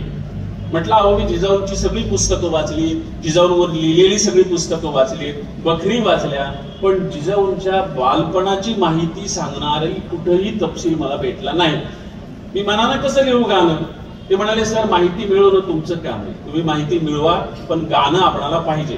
जिजाऊंच्या जन्माचं गाणं लिहिलं तुम्ही, आणखी कुठलं गाणं लिहिलं, विवाहाचं गाणं लिहिलं, पुढची गाणी लिहिली, शेवटी देहांताचं गाणं लिहिलं, पण एक गाणं जिजाऊच्या बालपणावर पाहिजे, ते तुम्ही आम्हाला लिहून द्या. मग मी मुंबईला गेलो, मुंबई मराठी ग्रंथ संग्रहालयात बसलो, इतिहास संशोधकांना भेटलो, म्हटलं मला असं जिजाऊंच्या बालपणाची माहिती पाहिजे, माहिती द्या, मला गाणं लिहायचंय. ते म्हणले अहो जिजाऊंच्या बालपणाची माहिती कुठेही लिहिलेली सापडत नाही. एक इतिहास संशोधक म्हणाले की एका ओळीची माहिती सापडते. म्हटलं काय आहे ती माहिती? ते म्हणाले जिजाऊ 5 वर्षाच्या असताना होळीच्या दिवशी 7 वर्षाच्या शहाजीच्या अंगावर त्यांनी रंग टाकला, त्या दिवशी त्यांची सोयरीक झाली. म्हटलं ही काय बालपणाची माहिती थोडीच आहे, ही सोयरिकीची माहिती आहे. बालपणाची काय माहिती? ही तर लग्नाशी संबंधित माहिती आहे, बालपणाची काय माहिती? तर ते म्हणले याच्या व्यतिरिक्त काही माहिती नाही. मग मला आलं टेन्शन. टेन्शन आल्यावर परीक्षेच्या काळात तुम्ही काय करता माहित नाही. मी काय करतो सांगू? मला टेन्शन आलं की मी पोटभर जेवत असतो. त्याचं कारण सांगतो ना तुम्हाला. का पोटभर जेवतो? पोटभर जेवलं की गाढ झोप लागते. गाढ झोप लागली की सुंदर स्वप्न पडतात. सुंदर स्वप्न पडली की टेन्शन संपून जातं. तसं त्या दिवशी ETVनं जेव्हा जिजाऊंच्या बालपणावर गाणं लिहायचं मला टेन्शन दिलं, त्या दिवशी मी पोटभर जेवलो, गाढ झोपलो, मला एक सुंदर स्वप्न पडलं. स्वप्नात आल्या साक्षात राष्ट्रमाता जिजाऊ. म्हणाल्या बाळा गेल्या अनेक दिवसापासून तू माझ्यावर छान छान गाणी लिहितो आहेस, मी स्वर्गातून तुझ्याकडे पाहते आहे, आज तू टेन्शन मध्ये का दिसतोयस? म्हटलं माय तुझ्या बालपणावर गाणं लिहायचे माहिती मिळत नाही म्हणून टेन्शन, दुसरं काय? त्या म्हणाला मग घे लिहून. त्यांनी मला स्वप्नात त्यांच्या बालपणाची माहिती सांगितली, तीच मी ETVच्या गाण्यात लिहून दिली. ते गाणं तेव्हा ETVचं लोकप्रिय गाणं होतं, आपली आवडमध्ये ते गाणं नेहमी लागायचं. गाण्याचे शब्द तुम्हाला माहित आहेत. एकुलती एक लाडाची लेक, जिजाऊ शिकते भाला फेक. बरोबर आहे ना? एकुलती एक शब्दाचा अर्थ काय? एकुलती एक म्हणजे एकटी. बरोबर आहे ना? त्या मुंबईच्या पोरांना माहित नव्हता हा अर्थ. त्या मुंबईच्या पोरांनी कार्यक्रम संपल्यावर मला प्रश्न विचारला होता, सर एकुलती एक म्हणजे काय? तर तुम्हाला ते माहित आहे, पण तरीही या गाण्यामध्ये एकुलती एक हा शब्द विशेष अर्थानं वापरलेला आहे. तो अर्थ तुम्हाला माहित नसेल म्हणून सांगतो की एकुलती एक हा जिजाऊंच्या संदर्भामध्ये विशेष अर्थ आहे. कारण ज्या कुळात जिजाऊ जन्माला आल्या त्या कुळात 3 पिढ्यात कुणी स्त्री जन्माला आलेली नव्हती.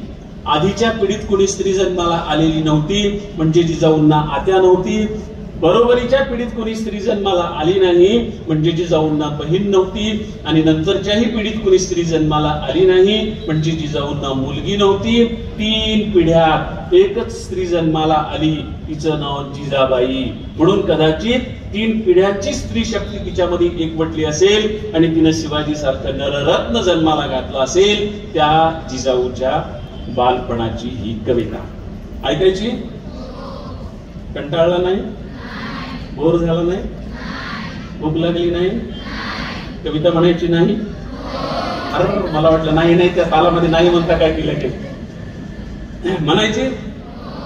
तयार आहेत तुम्ही? कुठे आहेत तयार?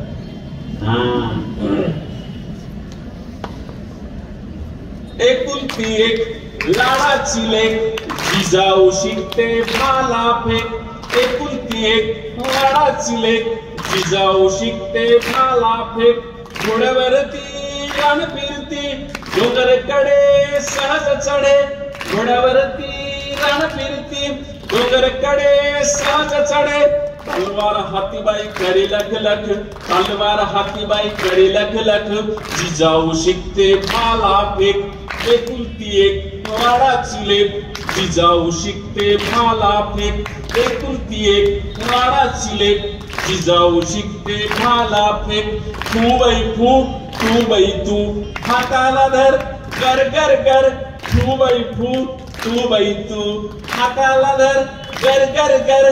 मारगिर की बाई भुई लटेक, मारगिर की बाई भुई लटेक. जिजाऊ शिकते भाला फेक.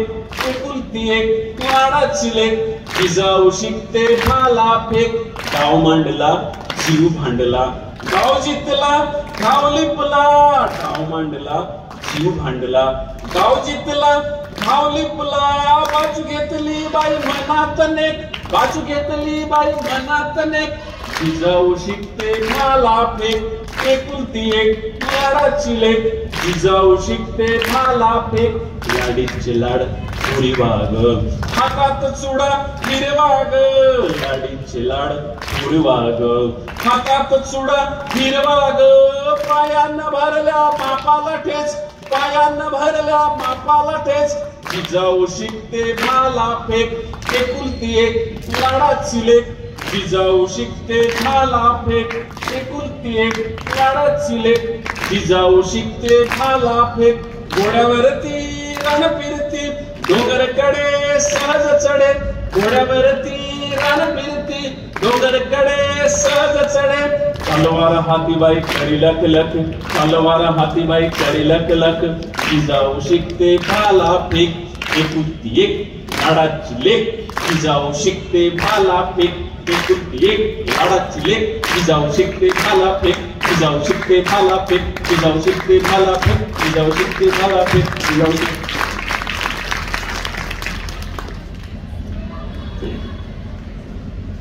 जिजाऊची कविता म्हटली, पाठीमागे आमचे शिवाजी बसलेले सगळे.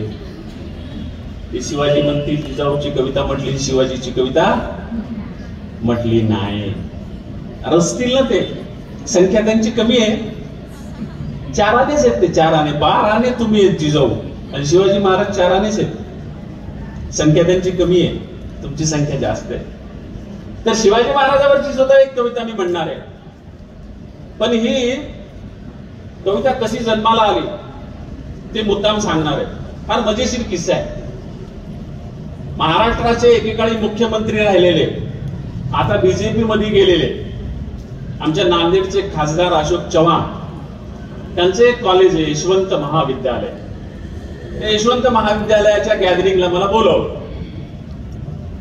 गॅदरिंगला बोलावलं मला, पण बोलावणारा जो विद्यार्थी होता, माझा विद्यार्थी होता, तिथं प्राध्यापक होता. तो म्हणला, सर आमचे पोरं लई चिपीचं राहिलो, लय आगाऊ आहेत म्हणले आमचे पोरं. आम्ही लय मोठे मोठे माणसं बोलवतो म्हणले, पण ते भाषणच ऐकत नाहीत म्हणले. आमच्या कॉलेजचे पोरं भाषणच ऐकत नाहीत. ते पण त्यांना आवडावं म्हणून त्यांच्या आवडीचे पाहुणे बोलवतो म्हणले. मला म्हणले, मागच्याच वर्षी आमचे साहेब मुख्यमंत्री होते, तेव्हा म्हणले आमच्या साहेबांनी शाहरुख खानला पाठवलं होतं म्हणले. म्हणजे ही 15 वर्षापूर्वीची गोष्ट आहे मी बोलतोय. तिथे अशोक चव्हाण मुख्यमंत्री होते. ते म्हणले त्यांनी शाहरुख खानला पाठवलं म्हणले गॅदरिंगचा प्रमुख पाहुणा म्हणून. आला म्हणले गॅदरिंगचा प्रमुख पाहुणा म्हणून शाहरुख खान. आमच्या पोरांनी त्याला सुद्धा बोलू दिलं नाही म्हणले. ते म्हणले 2 मिनिटात व्यासपीठावरून खाली उतरला आणि पळून मुंबईला गेला म्हणले. आमचे पोट्टे भाषणच ऐकत नाही. हे कुठं सांगायला, मला नांदेडला गेल्यावर गेस्ट हाऊस मध्ये आता कॉलेजला जायचे, मला व्यासपीठावर उभं राहून भाषण करायचं, तेव्हा मला सांगायला की आमच्या कॉलेजचे पोरं भाषणच ऐकत नाही. म्हटलं मग मला काय अपमान करायला बोलवलंस का भाषण करायला बोलवलंस तू? पुन्हा मला सांगायला की आमचे पोरं भाषण ऐकत नाही. बरं, मी गेलो कार्यक्रमाला, ते खरंच तसं होतं. ते अशोक चव्हाण बोलले, अजिबात पोरांनी ऐकलं नाही. ते संस्था चालक तेव्हा नव्हते मुख्यमंत्री, आदल्या वर्षी मुख्यमंत्री होते, तरीही त्यांचं भाषण ऐकलं नाही. ते सेक्रेटरी बिचारे म्हातारे होते त्या संस्थेचे, ते बोलले, त्यांना ऐकलं नाही. ते सगळे घाम पुसू परेशान, पण पोरं काय त्यांना भाषण करू देणार, त्यांचं भाषण ऐकणार. मी उठून उभं राहिलो. मला खात्री असायची की आता उठून उभं राहिलो की आपण पोरांना कंट्रोल करतो, छानपैकी त्यांच्याशी गप्पा मारतो, त्यांना आपल्या ताब्यात घेतो, भाषण करतो. ते पोरं माझ्या ताब्यात आले नाही. त्यांचा सारखा धिंगाणा सुरूच होता. पण तुमच्यासारख्या तिथं पोरी खूप होत्या. जवळजवळ 7-8 हजार पोरी होत्या, 7-8 हजार पोरं होते. कारण ते कॉलेज जवळजवळ 20,000 लोकसंख्या असलेले 13-14 हजार उपस्थित असतात कार्यक्रमाला. तर 7-8 हजाराच्या पोरी होत्या. त्या पोरी बिचाऱ्या शांतपणे शिस्तीत बसलेल्या होत्या, सगळं व्यवस्थित ऐकत होत्या, पोरं धिंगाणा करत होते. मग मी काय आयडिया केली माहितीये काय, अशी इकडच्या बाजूला पोरं होते आणि इकडच्या बाजूला पोरी होत्या. मी हा टायस जो आहे हा टायस फिरवला, पोरांकडे पाठ केली आणि पोरींकडे तोंड केलं. म्हणलं हे ऐकतेच नंतर ह्यांना कशाला बोलायचं, त्यांना बोलायचंच नाही. म्हणून मग मी त्यांच्याकडे मुलींकडे तोंड करून ती कविता म्हटली, एकुलती एक लाडाची लेक जिजाऊ शिकते भालाफेक. आणि मुलींनी उत्तम दाद दिली, छानपैकी. मुलींच्या टाळ्यांच्या नादामध्ये त्या पोरांनी काही धिंगाणा केला तरी कोणाला ऐकू आला नाही. त्याच्यामुळे कविता यशस्वी झाली, पोरी यशस्वी झाल्या. पण कविता थांबल्यानंतर जिजाऊंची कविता असल्यामुळं हळूहळू पोरांनी धिंगाणा करणं थांबवलं होतं आणि तेही टाळ्यामध्ये सहभागी झाले होते. आणि कविता संपल्या पोरांनी प्रचंड घोषणा द्यायला सुरुवात केली, जय भवानी, जय जिजाऊ, जय भवानी, जय जिजाऊ, जय शिवाजी महाराज. मग मी असा डायस हळूच पोरांकडे केला आणि उत्स्फूर्तपणे त्यावेळेस मला ती कविता सुचली होती शिवाजी महाराजांवरती. त्या पोरांना उद्देशून तेव्हा मी असं म्हणालो होतो की तुम्ही इतका वेळ मला भाषण करू देत नव्हता आणि आता मात्र तुम्ही जय भवानी, जय शिवाजी असं म्हणताय, शिवाजी महाराजांच्या नावाचा उद्घोष करताय. शिवाजी महाराजांचं नाव घेण्यासाठी आधी आपल्याला काही लायकी प्राप्त करावी लागते. आपल्यामध्ये लायकी नसेल तर शिवाजी महाराजांचं नाव घेण्याचा आपल्याला अधिकार नसतो. म्हणून त्या पोरांना उद्देशून तेव्हा मी म्हटलं होतं, आधी घडवा चरित्र आपुले, घडवा आपुला गाव. आधी घडवा चरित्र आपुले, घडवा आपुला गाव. मग घ्या छत्रपतींचे नाव, मग घ्या छत्रपतींचे नाव. माय बाप हे दैवत आपुले, आपुल्यासाठी सदैव खपले. माय बाप हे दैवत आपुले, आपुल्यासाठी सदैव खपले. चरणी ठेवा भाव, मग घ्या छत्रपतींचे नाव. म्हणजे शिवाजी महाराजांचं नाव घेण्यासाठी काय काय क्वालिटी लागते, काय काय योग्यता लागते, ती मी एका कडव्यात सांगितलेलं आहे की माय बाप हे दैवत आपुले, आपुल्यासाठी सदैव खपले. चरणी ठेवा भाव. त्यांच्यावर तुम्ही भाव ठेवला, भक्ती ठेवली आई वडिलांवर, तरच तुम्हाला छत्रपतींचं नाव घेण्याचा अधिकार आहे. जमीन आपुली सदैव प्यारी, जमीन आपुली सदैव प्यारी, अपार मेहनत करा शिवारी. जमीन आपुली सदैव प्यारी, अपार मेहनत करा शिवारी. पिकवा चारी ठाव, मग घ्या छत्रपतींचे नाव. अशी एक गोष्ट त्यांना सांगत पुढे गेलो होतो की या देशाची पवित्र माती, तिची जपाया दिगंत कीर्ती. या देशाची पवित्र माती, तिची जपाया दिगंत कीर्ती. घ्या छातीवर घाव, मग घ्या छत्रपतींचे नाव, मग घ्या छत्रपतींचे नाव. आधी घडवा चरित्र आपुले, घडवा आपुला घाव. मग घ्या छत्रपतींचे नाव, मग घ्या छत्रपतींचे नाव, मग घ्या छत्रपतींचे नाव.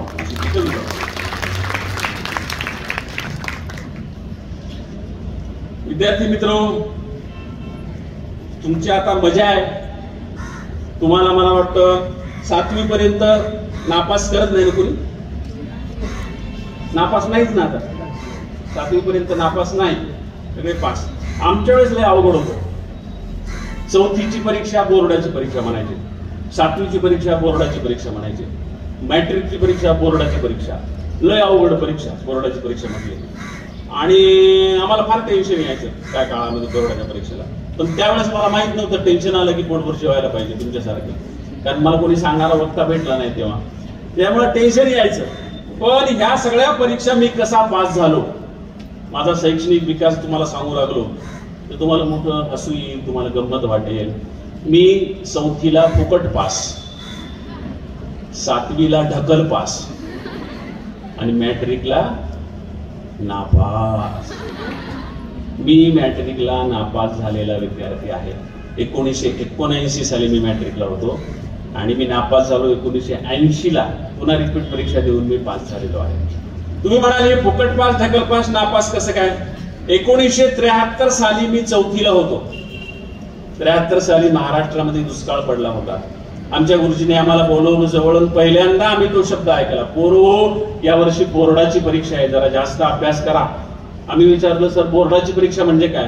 ते म्हणाले, यावर्षी आपल्या शाळेत तुमची परीक्षा होणार नाही, तुमची परीक्षा दुसऱ्या गावातल्या दुसऱ्या शाळेतले दुसरे गुरुजी घेणार आहेत. म्हटलं मग आम्ही नापास होणार आहोत.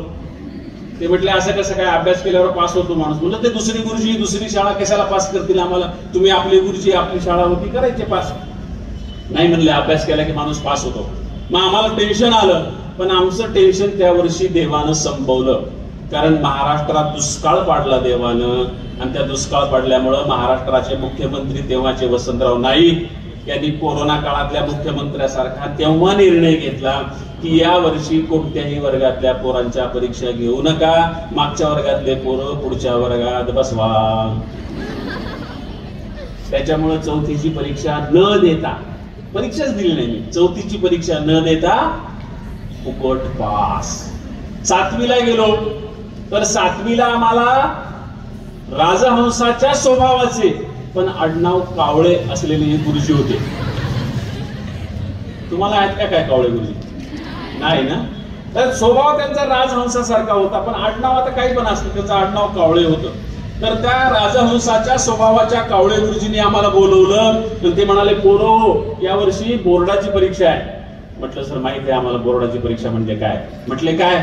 म्हटलं दुसऱ्या गावात जाऊन दुसऱ्या शाळेतल्या दुसऱ्या गुरुजी समोर परीक्षा द्यायची. म्हटले बरोबर आहे. म्हटलं यावर्षी गाव कोणतं सांगा.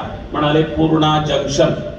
म्हटलं ठीक आहे, पूर्णा जंक्शन नावाचं गाव आहे आमच्याकडे. जंक्शन म्हणजे रेल्वेचं जंक्शन आहे तिथं, म्हणून त्याला जंक्शन म्हणतात. गावाचं नाव पूर्णा आहे, तर पूर्णा जंक्शन. म्हटलं ठीक आहे. मग आम्ही गेलो. कावळे गुरुजींनीच आम्हाला सोबत नेलं. त्यांच्याच घरी आम्ही थांबलो. कावळेबाईंनी आम्हाला 3-4 दिवस छानपैकी जेवू घातलं स्वयंपाक करून. 3 दिवस आम्ही परीक्षा दिल्या आणि शेवटच्या दिवशी कावळे गुरुजींनी आम्हाला पिक्चर दाखवला मस्तपैकी. आमच्या आयुष्यातला पहिला पिक्चर, कश्मकश त्याचं नाव, धर्मेंद्र आणि हेमा मालिनीचा पिक्चर होता तो. आम्ही पिक्चर पाहायला गेलो. टाकीमध्ये 7-8 पोरं होतो आम्ही. थोडा वेळ पाहिलं पण आम्हाला पिक्चर काही कळेना, कारण ते तंत्र माहित नव्हतं ना. एकदम चेहरा दिसायचा, एकदम दूरचं काहीतरी दृश्य दिसायचं, काहीच पिक्चर कळेना. थोडा वेळ पाहिला. त्या दिवशी शेवटचा दिवस असल्यामुळं कावळेबाईंनी आम्हाला गोड गोड शिरा केलता खायला. त्यामुळे आम्ही गोड शिरा खाल्ला होता, पोटभर जेवण केलं होतं. पिक्चर थोडा वेळ पाहिला, काही कळना. फॅन पिन सुरू होते छानपैकी. आम्ही गाढ झोपी गेलो. सिनेमाच्या टाकीमध्ये गाढ झोपी गेलो. पिक्चर संपल्यावर गुरुजींनी आम्हाला सगळ्यांना हलवू उठविलं. लवकर उठच ना आम्ही. चला म्हणले पिक्चर संपला. घरी आणलं. दुसऱ्या दिवशी सगळ्यांना आमच्या घरी आणून सोडून दिलं गुरुजींनी. म्हणाले हे तुमचे पोरं तुमच्या हवाली. आम्हाला खात्री होती की आम्ही नापास होणार, कारण परीक्षा आम्ही दिली होती ना. काय लिहिलं आम्हाला माहित होतं. आम्हाला खात्री होती आम्ही नापास होणार. जून महिन्यामध्ये शाळा उघडल्या आणि कावळे गुरुजी आले. कावळे गुरुजी म्हणाले, पोरो तुम्ही पास झाले. मग आता आम्हाला आश्चर्य वाटलं ना. आम्ही सगळे बाहेर आलो. आम्ही चर्चा केली. नापास झाल्यावर एखाद्या वेळेस मोर्चा काढला तर चालतं ना, की आम्ही कसं काय नापास झालो. पण आम्हाला खात्री होती आता नापास होणार. पुढे शाळा शिकायची कटकट नाही. मस्तपैकी ढोरं वळायचे, मस्तपैकी शेतात राहायचं. कशाला नाही पास व्हायचं, त्याच्यामुळे नापास व्हायचं. म्हणजे आम्ही सगळे पोरं गेलो आणि हेडमास्टरवर मोर्चा नेला. विचारलं आम्ही कसे काय पास झालो, आम्ही कसं काय पास झालो. ते म्हणले, अरे तुम्ही पास झाले नव्हते, पण तुमच्या डोळ्यात आम्ही काही स्वप्न पाहिलेली होती. ती स्वप्न इथंच आम्हाला संपवायची नव्हती. तुमच्या स्वप्नांच्या हत्येचं पाप आम्हाला आमच्या डोक्यावर घ्यायचं नव्हतं. म्हणून आम्ही इथून तुम्हाला कमी पडलेले तेवढे मार्क देऊन पुढच्या वर्गात ढकललेलं आहे, तुम्ही ढकल पास झालेला आहात. 4थीला फुकट पास, 7वीला मॅट्रिकला ना महाराष्ट्रात दुष्काळ पडला, ना राजहंसाच्या स्वभावाचे कावळे गुरुजी भेटले, त्याच्यामुळे ना फुकट पास झालो ना ढकल पास झालो, सरळ सरळ नापास. नापास झाल्यावर वडिलांनी मला जवळ बोलवलं आणि वडील म्हणाले, नापास झाले म्हणून तुम्ही? म्हटलं हो. म्हटले मग तुम्ही आता काय करणार आहात? आता पोरग नापास झालं म्हटल्यावर बापानं 2 थोबाडीत हाणायला पाहिजे, गधड्या अभ्यास केला नाही, नापास झाला, आता काय करतो असं विचारायला पाहिजे ना. पण माझे वडील अत्यंत सुसंस्कृत होते. त्यांनी संपूर्ण आयुष्यात कधीही अपशब्द उच्चारला नाही, त्यांनी कधीही कुणाला शिवी दिली नाही, त्यांनी आम्हाला आयुष्यात कधी मारण्यासाठी अंगाला 5 बोटं लावली नाही. बरोबर आहे. अत्यंत सुसंस्कृत होते आणि ते रागावले की जास्तच सुसंस्कृत व्हायचे. त्याच्यामुळे जेव्हा वडील असं म्हणाले की तुम्ही आता काय करणार आहात, म्हटलं प्रकरण लई बिघडलेलं आहे. त्याच्यामुळे आम्ही वडिलांच्या समोर गेलो, खाली मान घातली, हात बांधले, म्हटलं आपण जे सांगणार आहात तेच आम्ही करणार आहोत. ते म्हणाले तुम्ही करण्यासारखं आता जगात एकच काम शिल्लक आहे. म्हटलं सांगा. म्हटले गुरं राखा. म्हटलं ठीक आहे. आम्हाला त्याचं काय वाईट वाटलं नाही ना. आम्ही एरवी सुट्ट्यामध्ये गुरं राखत होतो. आमच्याकडे त्याला ढोरं वळणे असं म्हणतात. ढोरं वळणे. माझा परिचय करून देताना धनंजय पवार सरांनी सांगितलं ना की 12वीच्या वर्गात असताना हिरा नावाची कथा मी लिहिली. बरोबर आहे. तुम्ही तुमच्यापैकी काही जण 12वीच्या वर्गात आहे. तेवढा असताना मी ही हिरा नावाची कथा लिहिली. ती वृत्तपत्राच्या रविवार पुरवणीत आली. ती कथा सध्या कर्नाटक मध्ये मॅट्रिकच्या पुस्तकात अभ्यासक्रमात आहे. ती कथा लिहिली तेव्हा मी 12वीच्या वर्गात होतो. ती कथा सध्या तुमच्या विद्यापीठात सातारा जिल्ह्यात BA फर्स्ट इयरला अभ्यासक्रमात आहे. ती कथा मी 12वीला असताना लिहिलेली होती. तर ही जी हिरा आहे, ही हिरा नावाची कैकाड्याची मुलगी होती. ती गुरं राखतानाची माझी मैत्रीण होती. तिच्यावर मी ती कथा लिहिलेली आहे. ती कर्नाटकमध्ये मॅट्रिकला अभ्यासाला आहे आणि तीच आता तुमच्या विद्यापीठामध्ये BA फर्स्ट इयरला अभ्यासाला आहे. ही हिरा नावाची कथा, ही हिरा नावाची मैत्रीण माझी ढोरं राखणारी मैत्रीण. ते मग ढोरं राखण्याचा मला अनुभव होताच. त्यामुळे मी मस्तपैकी वर्षभर गुरं राखली. कशी गुरं राखली तर त्या वर्षी इतकी छान गुरं राखली मी, इतकी छान गुरं राखली मी, इतकी छान गुरं राखली मी की तर त्या वर्षी जर कोणी गुरं राखणाऱ्या मुलांची महाराष्ट्रामध्ये स्पर्धा घेतली असती तर मेरिट मध्ये पहिला नंबर माझा आला असता. तुम्ही म्हणाल कसं? सगळे गुराखी काय करतात? गुराखी गाईला गोठ्यामधून सोडतात आणि काठी मारत मारत शेताला नेतात. पाठीमागं काठी हातात घेऊन चालतात. बरोबर आहे. गाय पिकात गेली की काठी मारून तिला बाहेर काढतात. संध्याकाळी काठ्या मारत मारत त्यांना इकडे आणतात. बरोबर आहे ना. पण मी कधीही हातात काठी न घेता वर्षभर गुरं राखली. कधीही मी हातात काठी घेतली नाही. मी गाईच्या गोठ्यात जायचो, छानपैकी तिचं बिरडं सोडायचो आणि मी पुढं चालायचो. माझ्या खंडीभर गाई माझ्या पाठीमागे यायच्या. एखादी गाय पिकात गेली आणि धान खाऊ लागली तर मी कधीही तिला काठी मारून धानाच्या बाहेर काढलं नाही. मी तिच्या गळ्याला धरायचो आणि बाहेर घेऊन यायचो. एखादी ढसमुसळी गाय ऐकली नाही तर मी तिला सोडून द्यायचो. मी बांधावर यायचो, उंच आवाजात रडायचो. वाटायचं आता या शेताचा मालक येईल, आपली गाय पिकात गेलेली पाहिल, गायीच्या आधी आपणाला काठीनं मारील आणि मग गायीला बाहेर काढेल म्हणून मी आधीच रडायचो. मी उंच आवाजात रडू लागलो की माझी गाय त्या पिकातून बाहेर यायची, माझ्या जवळ उभी राहायची आणि माझ्याकडे असं वरी पाहत पाहत पाहायची. ती बोलायची नाही, मला ऐकू यायचं नाही, पण मला नक्की खात्री होती की ती म्हणायची, का रडतोस रे बाळा? गायी गवत खातात आणि आपण भाकरी खातो. मला वाटायचं की गायीनं भाकर खाऊ नये, आपण गवत का खाऊ नये, म्हणून गायीनं आईनं जे घरून भाकरीचं गठोडं बांधून दिलेलं असायचं ना सकाळी मला दिवसभर खाण्यासाठी, त्यातली कोरकोर भाकर मी गायीच्या वासरांना चारून टाकायचो आणि दिवसभर गायीच्या पाठीमागं गवताचे कोवळे कोवळे थोरे खाऊन राहायचो. मला सांगा, मी इतके गवताचे छान छान चवी पाहिलेले आहेत. 74 प्रकारच्या नव्या चवी मी त्या काळात गवताच्या चाकलेल्या आहेत.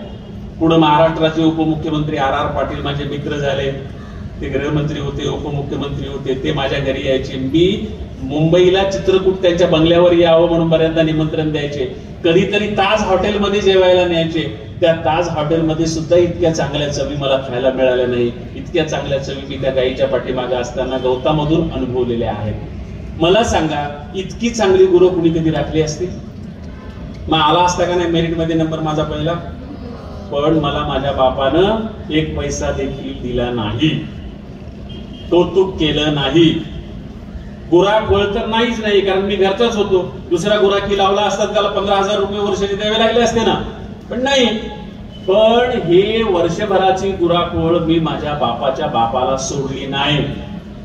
मी वसूल केली. कशी वसूल केली माहित आहे? मी पुस्तक लिहिलं, वर्षभरची गाई राखल्या ना. 1995 साली माझं शिक्षण संपलं, मला नोकरी लागली, मी स्थिर झालो. तेव्हा 1995 साली मी वर्षभर गुरं राखली. त्या अनुभवावर गाई घरा आल्या नावाचं पुस्तक लिहिलं. त्या वर्षी मराठीमध्ये प्रकाशित झालेल्या 1995 साली मराठी भाषेत प्रकाशित झालेल्या 1200 पुस्तकांपैकी सगळ्यात उत्कृष्ट पुस्तक म्हणून महाराष्ट्र शासनानं त्याला 15,000 रुपयाचं बक्षीस दिलं. तेव्हा त्या बक्षिसाची रक्कम 15,000 होती 1995 साली. आज त्याची रक्कम शासनाने 1,00,000 रुपये केलेली आहे. 15,000 रुपये बक्षीस मिळालं मला. मला सांगा, माझ्यावर गुरं राखण्याची वेळ आली म्हणून मी हिम्मत खचून जर तिथंच बसलो असतो तर मी पुढे शिकलो असतो काय? कवी झालो असतो काय? तुमच्या समोर आलो असतो काय? हा अनुभव मी याच्यासाठी सांगितला. मला धनंजय पवार सरांनी सांगितलं की आमचे सगळे पोरं पोरी हे खेड्यापाड्यातून येतात, शेतकरी जीवनातून येतात, गरीब कुटुंबातून येतात. तेव्हा त्यांना हे माहित पाहिजे की आम्ही सुद्धा तशाच कुटुंबातून आलो, आम्ही सुद्धा शेतकरी कुटुंबातून आलो, आमच्या समोर सुद्धा अडचणी आल्या, आम्ही सुद्धा गुरं राखली, पण त्याच्यातूनही आपण पुढे जाऊ शकतो हे तुम्हाला कळावं म्हणून मी मुद्दाम हा तुम्हाला किस्सा सांगितला. मी तुम्हाला सांगत होतो, मी फुकट पास, ढकल पास, नापास, तुम्ही सगळे खुदू खुदू खुदू खुदू हसत होते. बरोबर आहे? हसत होते ना तुम्ही, मला हसत होते. बरोबर आहे ना? पण त्याच वेळेला मला काय येत होतं हे जर मी तुम्हाला सांगितलं तर तुम्हाला कदाचित आश्चर्य वाटेल. तुमच्यापैकी 5वी वाले कुणी आहेत का इथे? हात वर करा. अरे आहेत की. तुमच्या एवढा असताना खाली करा, हात खाली करा. तुमच्या एवढा 5वीच्या वर्गात असताना मला संपूर्ण भगवद्गीता संस्कृत मधून 700 श्लोक 18 अध्याय मुखपाठ होते. 5वीच्या वर्गात असताना.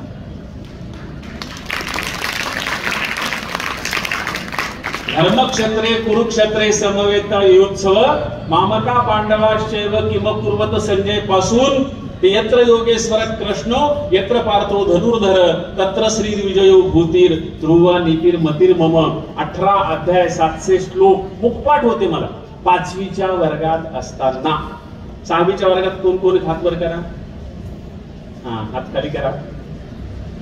मी तुमच्या एवढा असताना चक्रधर स्वामींची 150 सूत्र मला मुखपाठ होती. 150 सूत्र. कविता नव्हत्या, त्या सूत्र होती. कविता एका पाठ होऊ शकतात पण सूत्र पाठ होत नाही. मला 6वीच्या वर्गात असताना चक्रधर स्वामींचा संपूर्ण सूत्रपाठ पाठ होता.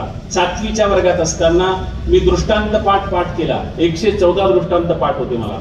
मी 8वीच्या वर्गात असताना मला संपूर्ण बहिणाबाई चौधरींच्या कविता पाठ होत्या. 52च्या 52 कविता, पूर्ण कविता पाठ होत्या. आताही मला पाठ आहे. कुठलीही कविता सांगा, मी बहिणाबाईंची कविता तुम्हाला पूर्ण म्हणून दाखवू शकतो. मी 9वीच्या वर्गात असताना मला 1ली पासून ते मॅट्रिक पर्यंतच्या पुढच्या वर्गाच्या देखील सगळ्या कविता मुखपाठ होत्या. अजून पाठ आहेत माझ्या शाळेत. मला जेवढ्या कविता अभ्यासाला होत्या त्या सगळ्या मला अजून पाठ आहेत. मी मॅट्रिकच्या वर्गात असताना मला आईच्या जात्यावरच्या ओव्या इतक्या पाठ होत्या, इतक्या पाठ होत्या, इतक्या पाठ होत्या की मलाच माहित नव्हतं किती पाठ होत्या. मी जेव्हा विद्यापीठात औरंगाबादला शिकायला गेलो तेव्हा आम्हाला MBA ला मराठी शिकवायला लोकसाहित्याचे मोठे तत्वज्ञ शास्त्रज्ञ ज्यांना पुढे पद्मश्री पुरस्कार मिळाला ते प्रभाकर मांडे मला लोकसाहित्य शिकवायला होते. वर्गामध्ये एखाद्या लोकसाहित्याच्या तत्वाच्या विशदीकरणासाठी जर गरज पडली मांडे सरांना तर मांडे सर म्हणायचे इंग्रजीत अशा अर्थाची एखादी ओवी म्हण रे. मी वर्गात उठून उभा राहायचो आणि तशा अर्थाच्या 10 ओव्या म्हणून दाखवायचो. मला ते म्हणायचे तुला एक ओवी म्हण म्हटलं तर तू 10 ओव्या म्हणतोस, तुला किती ओव्या पाठ आहेत? म्हटलं सर पाठ आहे त्याच्यामुळे किती आहेत ते माहित नाही. त्यांच्या टेबलासमोर 200 पानाचं रजिस्टर होतं, ते उचललं त्यांनी, मला म्हणाले हे रजिस्टर ने आणि तुला किती ओव्या पाठ आहेत ते लिहून आण. मी ते रजिस्टर घेतलं. आंबेडकर विद्यापीठामध्ये वसतिगृह क्रमांक 1 खोली क्रमांक 93 होती माझी. त्या खोलीवर मी गेलो. मला पाठ असलेल्या ओव्या त्या रजिस्टरवर लिहायला सुरुवात केल्या. एक दिवस संपला, एक रात्र संपली, दुसरा दिवस संपला, दुसरी रात्र संपली, तिसरा दिवस संपला, तिसरी रात्र संपली, रजिस्टर संपलं, पण माझं ओव्या लिहिणं संपलं नाही. चौथ्या दिवशी पाटील सर मी ते रजिस्टर उचललं, वर्गात मांडे सरांना नेऊन दिलं. 5व्या दिवशी वर्गात आल्यावर मांडे सरांनी विचारलं, म्हणाले इंग्रजीत माहिती आहे का तुला किती ओव्या पाठ आहेत? म्हटलं सर माझा वेळ सगळा लिहिण्यात गेला त्याच्यामुळे मला नाही माहित किती पाठ आहेत ते म्हणाले माझी सगळी रात्र मोजण्यात गेली. म्हणाले तुला किती ओव्या पाठ आहेत? म्हटलं किती ओव्या पाठ आहेत? ते म्हटले तुला जात्यावरच्या 2000 ओव्या पाठ आहेत. म्हटलं सर तुमचं रजिस्टर संपलं म्हणून थांबलो, आणखी दुसरं रजिस्टर द्या, मला आणखी ओव्या पाठ आहेत. त्याच्यापेक्षा आणखी जास्त ओव्या पाठ आहेत. ज्याला 2000 पेक्षा जास्त ओव्या पाठ होत्या, ज्याला संपूर्ण भगवद्गीता पाठ होती, ज्याला संपूर्ण सूत्रपाठ दृष्टांत पाठ होता, ज्याला संपूर्ण बहिणाबाई चौधरी पाठ होती, ज्याला पहिलीपासून मॅट्रिक पर्यंतच्या सगळ्या कविता पाठ होत्या, तो मुलगा फुकट पास, ढकल पास आणि नापास होत होता. का बरं? मी नेहमी सांगतो तो मुलगा फुकट पास ढकल पास नापास होत नव्हता, इथली शिक्षण व्यवस्था फुकट पास ढकल पास नापास होत होती. कारण या शिक्षण व्यवस्थेला कळत नव्हतं याची परीक्षा कशी घ्यावी, याला कळत नव्हतं त्यांची परीक्षा कशी द्यावी. नाहीतर मी कायम मेरिटचा विद्यार्थी होतो. मी मॅट्रिकला नापास झालो म्हणून तुम्हाला सांगितलं ना, नापास झालो, तुम्हाला हसवालं, पण मी 1979 साली मॅट्रिकला होतो. हयातनगर नावाचं गाव होतं, तिथल्या शाळेत होतो. 5 किलोमीटर जाणं 5 किलोमीटर येणं करायचो. 14 जण आम्ही मॅट्रिकच्या त्या परीक्षेला बसलो होतो. 14च्या 14 आम्ही नापास झालो, कुणीही पास झालं नाही. शाळेचा नंबर 0 होता. पण नापास झालेल्यांपैकी सगळ्यात जास्त मार्क मला असल्यामुळं शाळेमध्ये मेरिटमध्ये मी पहिला होतो. नापास जरी झालो तरी शाळेमध्ये मी पहिला होतो, कारण माझ्यापेक्षा जास्त कोणाला मार्क नव्हते. कॉलेजला गेलो, मला जेमतेम सेकंड क्लास होता, 25% मार्क होते. पण तेव्हा 25% मार्क कोणालाच पडत नसत म्हणून कॉलेजमध्ये माझा पहिला नंबर होता. मी विद्यापीठात गेलो. 8 जिल्ह्यासाठी तेव्हा एकच विद्यापीठ होतं. आता 2 विद्यापीठ झालेत मराठवाड्यात, पण एकच विद्यापीठ होतं. 8 जिल्ह्यातून मेरिट निघायचं. मी जेव्हा MA मराठीला गेलो तेव्हा 8 जिल्ह्यातून माझा पहिला नंबर होता. मार्क होते केवळ 60%, केवळ फर्स्ट क्लास. पण ते संपूर्ण 8 जिल्ह्यात तेव्हा कोणाला फर्स्ट क्लास मिळाला नव्हता. वाल कुलकर्णींच्या नावांचं सुवर्ण पदक, अण्णाभाऊ साठेंच्या नावांचं सुवर्ण पदक, कवी मायदेव यांच्या नावाचं सुवर्ण पदक, तिन्ही सुवर्ण पदक मला तेव्हा मिळाली होती. म्हणून मी मेरिटचा होतो. फुकट पास ढकल पास नापास हे तिथल्या परिस्थितीमुळे होतं, त्या शाळांच्या अडचणीमुळे होतं. नापास मॅट्रिकला फक्त इंग्रजीमुळे झालो आणि आम्हाला इंग्रजी शिकवायला मॅट्रिकला शिक्षकच नव्हते, त्याच्यामुळे कुणीच पास झालं नाही. त्यामुळे सगळे नापास झाले, म्हणून आम्ही नापास झालो, म्हणून तो डाग आम्हाला लागला.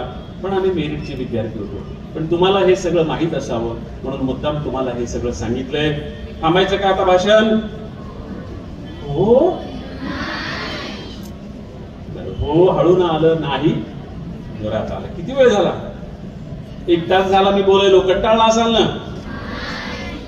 नाही कंटाळला? काय ऐकायच्या?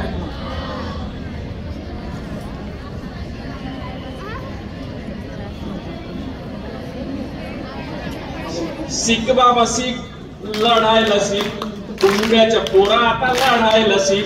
शिक बाबा शिक, लढायला शिक, कुंब्याच्या पोरा आता लढायला शिक. लाभरेपणा बुजरेपणा बाजारात लाजरेपणा बुजरेपणा बाजारात एक घेऊ नको फाशी बाबा, खाऊ नको इकडे आता लढायला शिक, माग माग नको पुढे सरायला शिक, माग माग नको पुढे सरायला शिक, आत्महत्या नको हत्या करायला शिक बाबा, लढायला शिक, शिक बाबा शिक, लढायला शिक, कुंब्याच्या पोरा आता लढायला शिक, कुंब्याच्या पोरा आता लढायला शिक, कोट्यावधी कर्ज घेती दलालांची पोरं, कोट्यावधी कर्ज घेती दलालांची पोरं, बुडविती त्याचा कधी करीती ना घोर बाबा, बुडवायला शिक, शिक बाबा शिक, बुडवायला शिक, घेतलेली कर्ज सारी बुडवायला शिक बाबा, लढायला शिक, शिक बाबा शिक, लढायला शिक, कुंब्याच्या पोरा आता लढायला शिक, कुंब्याच्या पोरा आता लढायला शिक, उलटा होणं शेळ्या हाकी सरकार शहाण, उलटा होणं शेळ्या हाकी सरकार शहाण, त्याच्यामुळे जीव तुझा पडाला गहाण बाबा, पाडायला शिक, शिक बाबा शिक, पाडायला शिक, निवडून दिलं त्याला पाडायला शिक बाबा, लढायला शिक,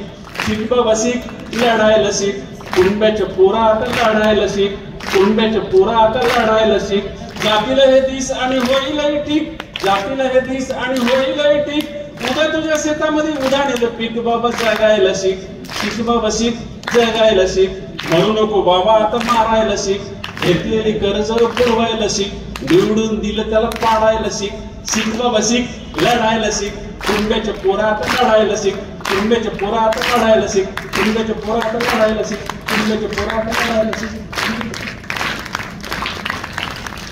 खरं तर तुमच्या वडिलांसाठी ही कविता आहे. महाराष्ट्रात जेव्हा शेतकऱ्यांनी आत्महत्या करायला सुरुवात केली तेव्हा शरद जोशींनी मला विनंती केली होती की इंद्रजित, शेतकरी आत्महत्या करताय, असे काहीतरी शक्तिमान शब्द द्या की ज्याच्यामुळे शेतकरी आत्महत्या करणार नाही. तेव्हा 20 वर्षापूर्वी ही कविता मी लिहिली होती. या कवितेचे खूप किस्से आहेत. शेतकरी संघटनेच्या लोकांनी ही कविता महाराष्ट्रभर भिंतीवर आणि डिवायडरवर लिहून लोकप्रिय केलेली होती. सदाभाऊ खोत आणि राजू शेट्टी जे माझ्यापेक्षा लहान वयाचे आहेत, तेव्हा ते नवीन शेतकरी संघटनेमध्ये आलेले होते आणि रघुनाथ दादांनी पहिल्यांदा मिरजेला शेतकरी संघटनेचं अधिवेशन घेतलेलं होतं. त्यांना अजूनही ही कविता पाठ आहे. सदाभाऊ खोत तर नेहमीच ही कविता म्हणत असतात. त्याच्यामुळं त्या कवितेचे किस्से तर इतके आहेत की बऱ्याचदा एखादी अशी व्याख्यानमाला आयोजित केलेली असते, व्याख्यानमालाची आयोजक बँक असते आणि मी म्हणत असतो घेतलेली कर्ज बुडवायला असेल. बँकेचा मॅनेजर म्हणतो कुणी बोलवलं रे याला व्याख्यान द्यायला, घेतलेली कर्ज बुडवायला शिक म्हणायला आपल्या व्याख्यानमालेमध्ये. कधी कधी निवडून आलेला आमदार व्यासपीठावर असतो, मी म्हणतो निवडून दिलं त्याला पाडायला शिक, आणि लोक प्रचंड टाळ्या वाजवतात त्याला, त्याच्या काळजात बिचारायच्या धडधड व्हायला लागते. त्यामुळे ह्या कवितेचे किस्से इतके आहेत की महाराष्ट्र टाइम्स मध्ये सगुण निर्गुण मध्ये 20 लेख मी या किस्स्यांवर लिहिलेले होते, या कवितेच्या किस्स्यांवर आधारित. त्यामुळे अशा खूप कविता आहेत, खूप किस्से आहेत. तुम्हाला काय काय आणि किती किती ऐकवायचं, कारण 1 तास 10 मिनिटं झाले मी बोलायला सुरुवात केली. मला वाटतं आता आपण समारोपाकडे गेले पाहिजे. कविता खूप आहेत, म्हणजे मी 500 कविता लिहिलेल्या आहेत, पण तुम्हाला 5ही कविता म्हणून दाखवलेल्या नाहीयेत. आता शेवटची कविता मी तुम्हाला म्हणून दाखवतो. जन्म नावाची कविता, पण ती खूप सिरियस कविता आहे. तुम्ही खूप लहान मुलं आहात, खूप दुःखाची कविता आहे, त्यामुळे ती कविता काय मी म्हणत नाही. मी बऱ्याचदा माझ्या कार्यक्रमाच्या शेवटी ती कविता म्हणत असतो, पण तिच्याऐवजी तुम्ही विद्यार्थी असल्यामुळं वाचन संस्कृतीच्या संदर्भातली एक कविता मुद्दाम म्हणणार आहे. त्याच्या आधी वाचन संस्कृती जो मोबाईल मारतो आहे त्या मोबाईल विषयी थोडं बोलणार आहे.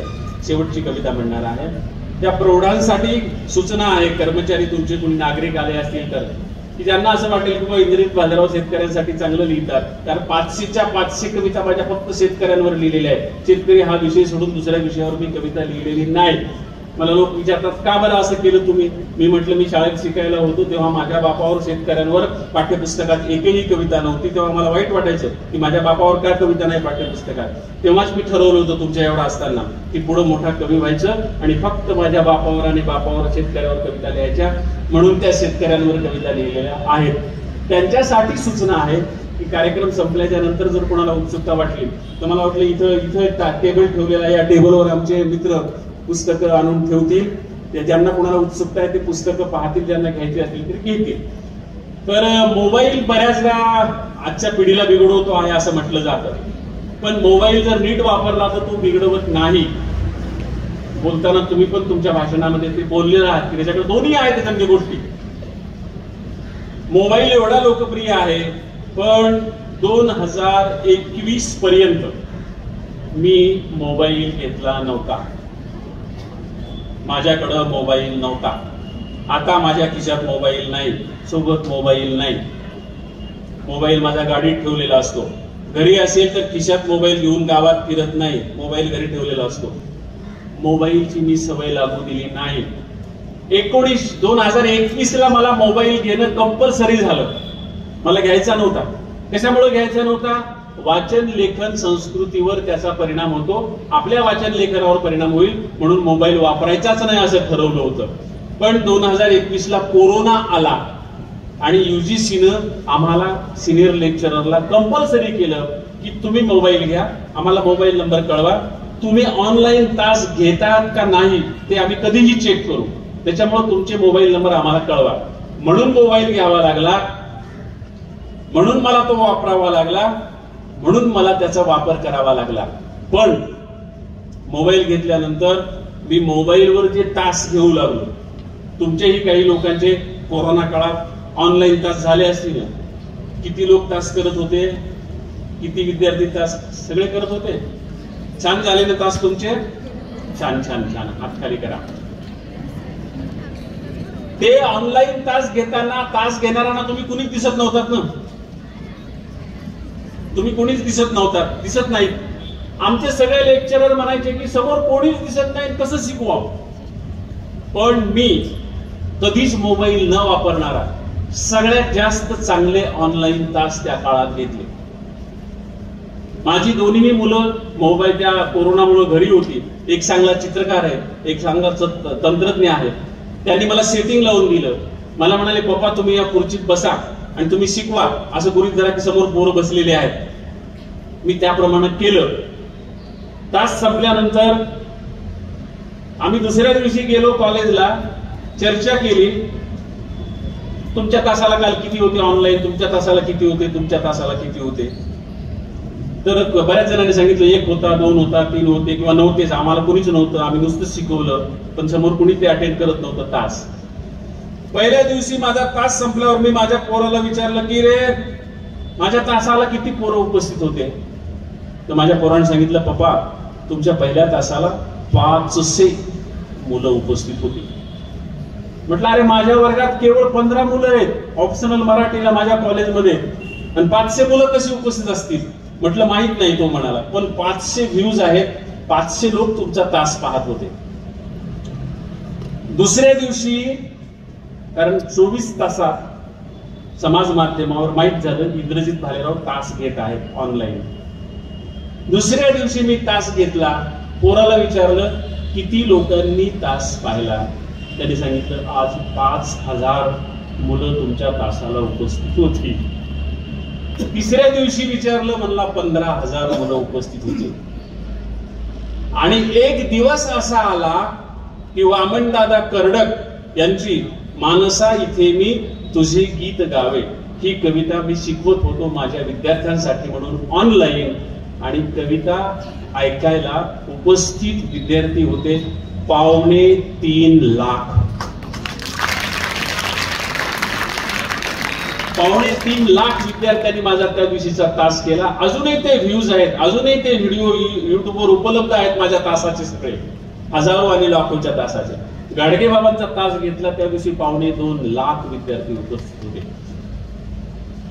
एक दिवस हे तास सुरू असताना मला फोन आला, अनोळखी फोन होता. म्हटलं कोण बोलताय.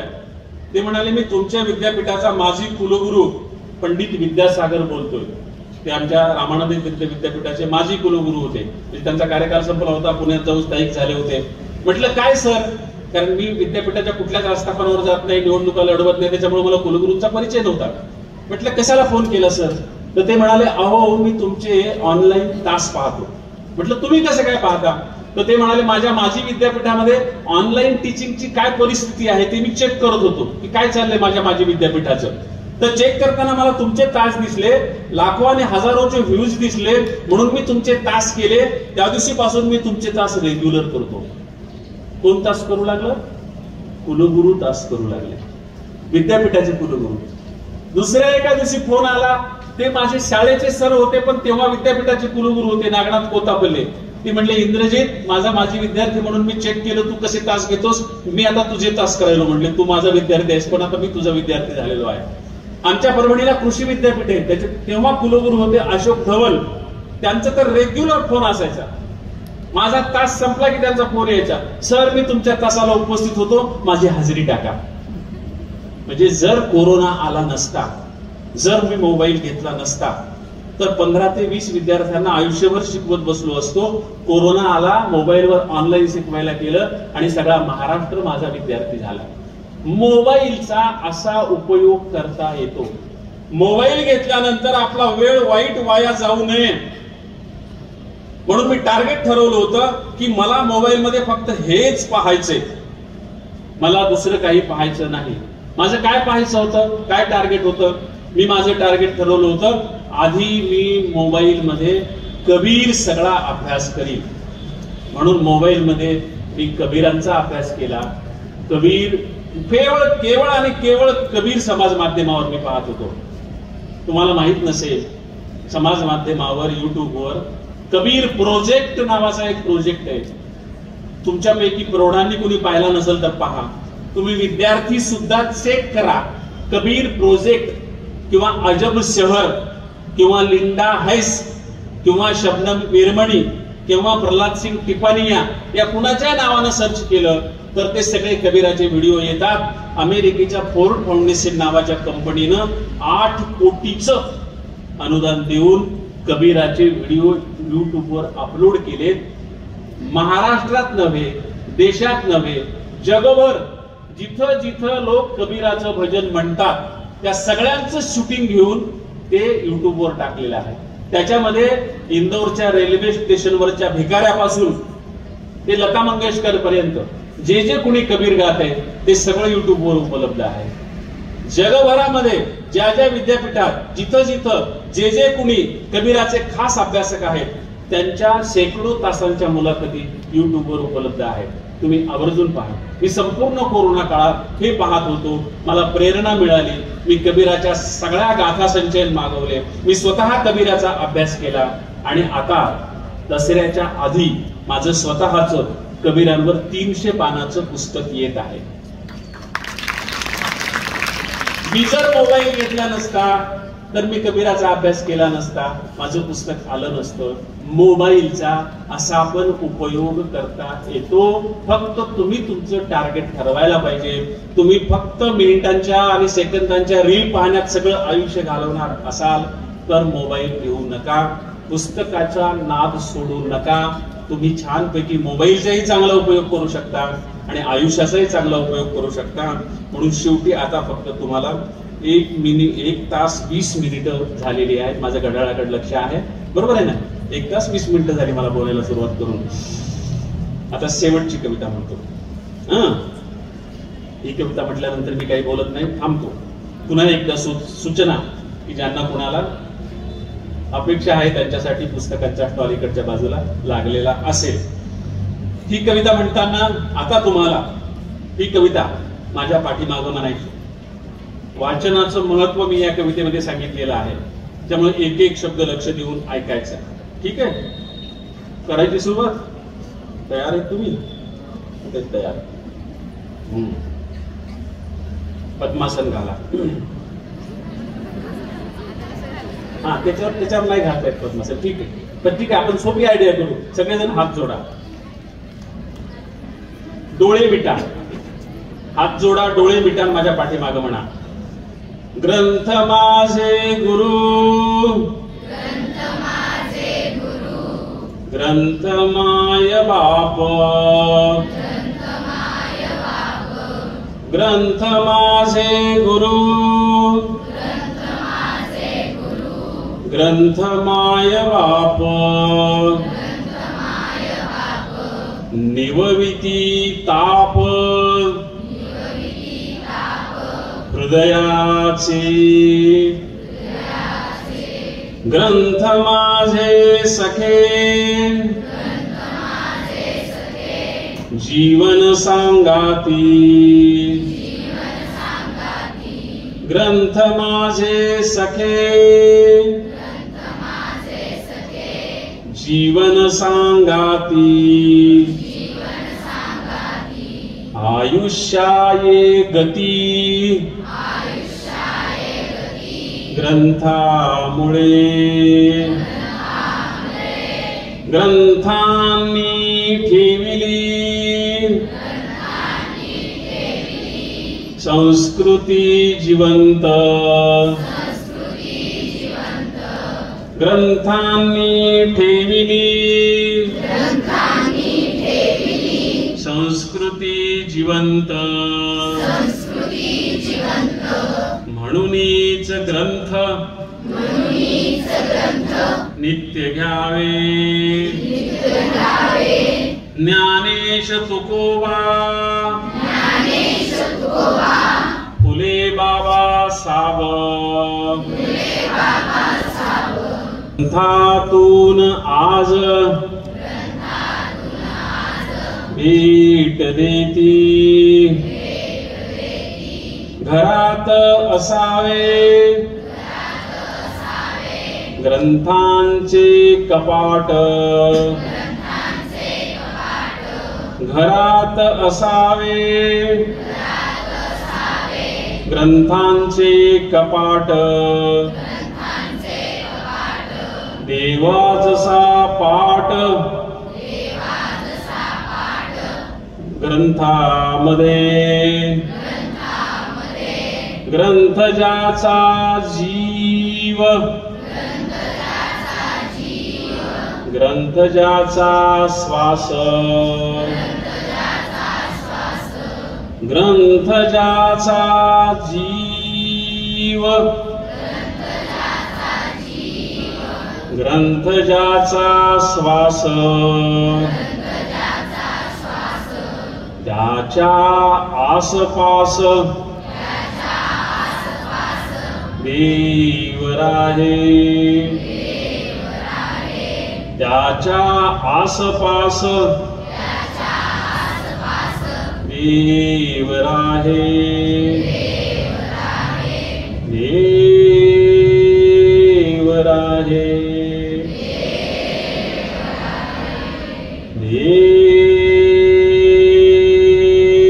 देव राहे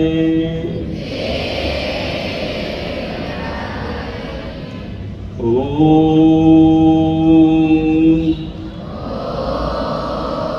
शांति शांति शांति डोळे उघडा माझ्याकडे पहा नमस्कार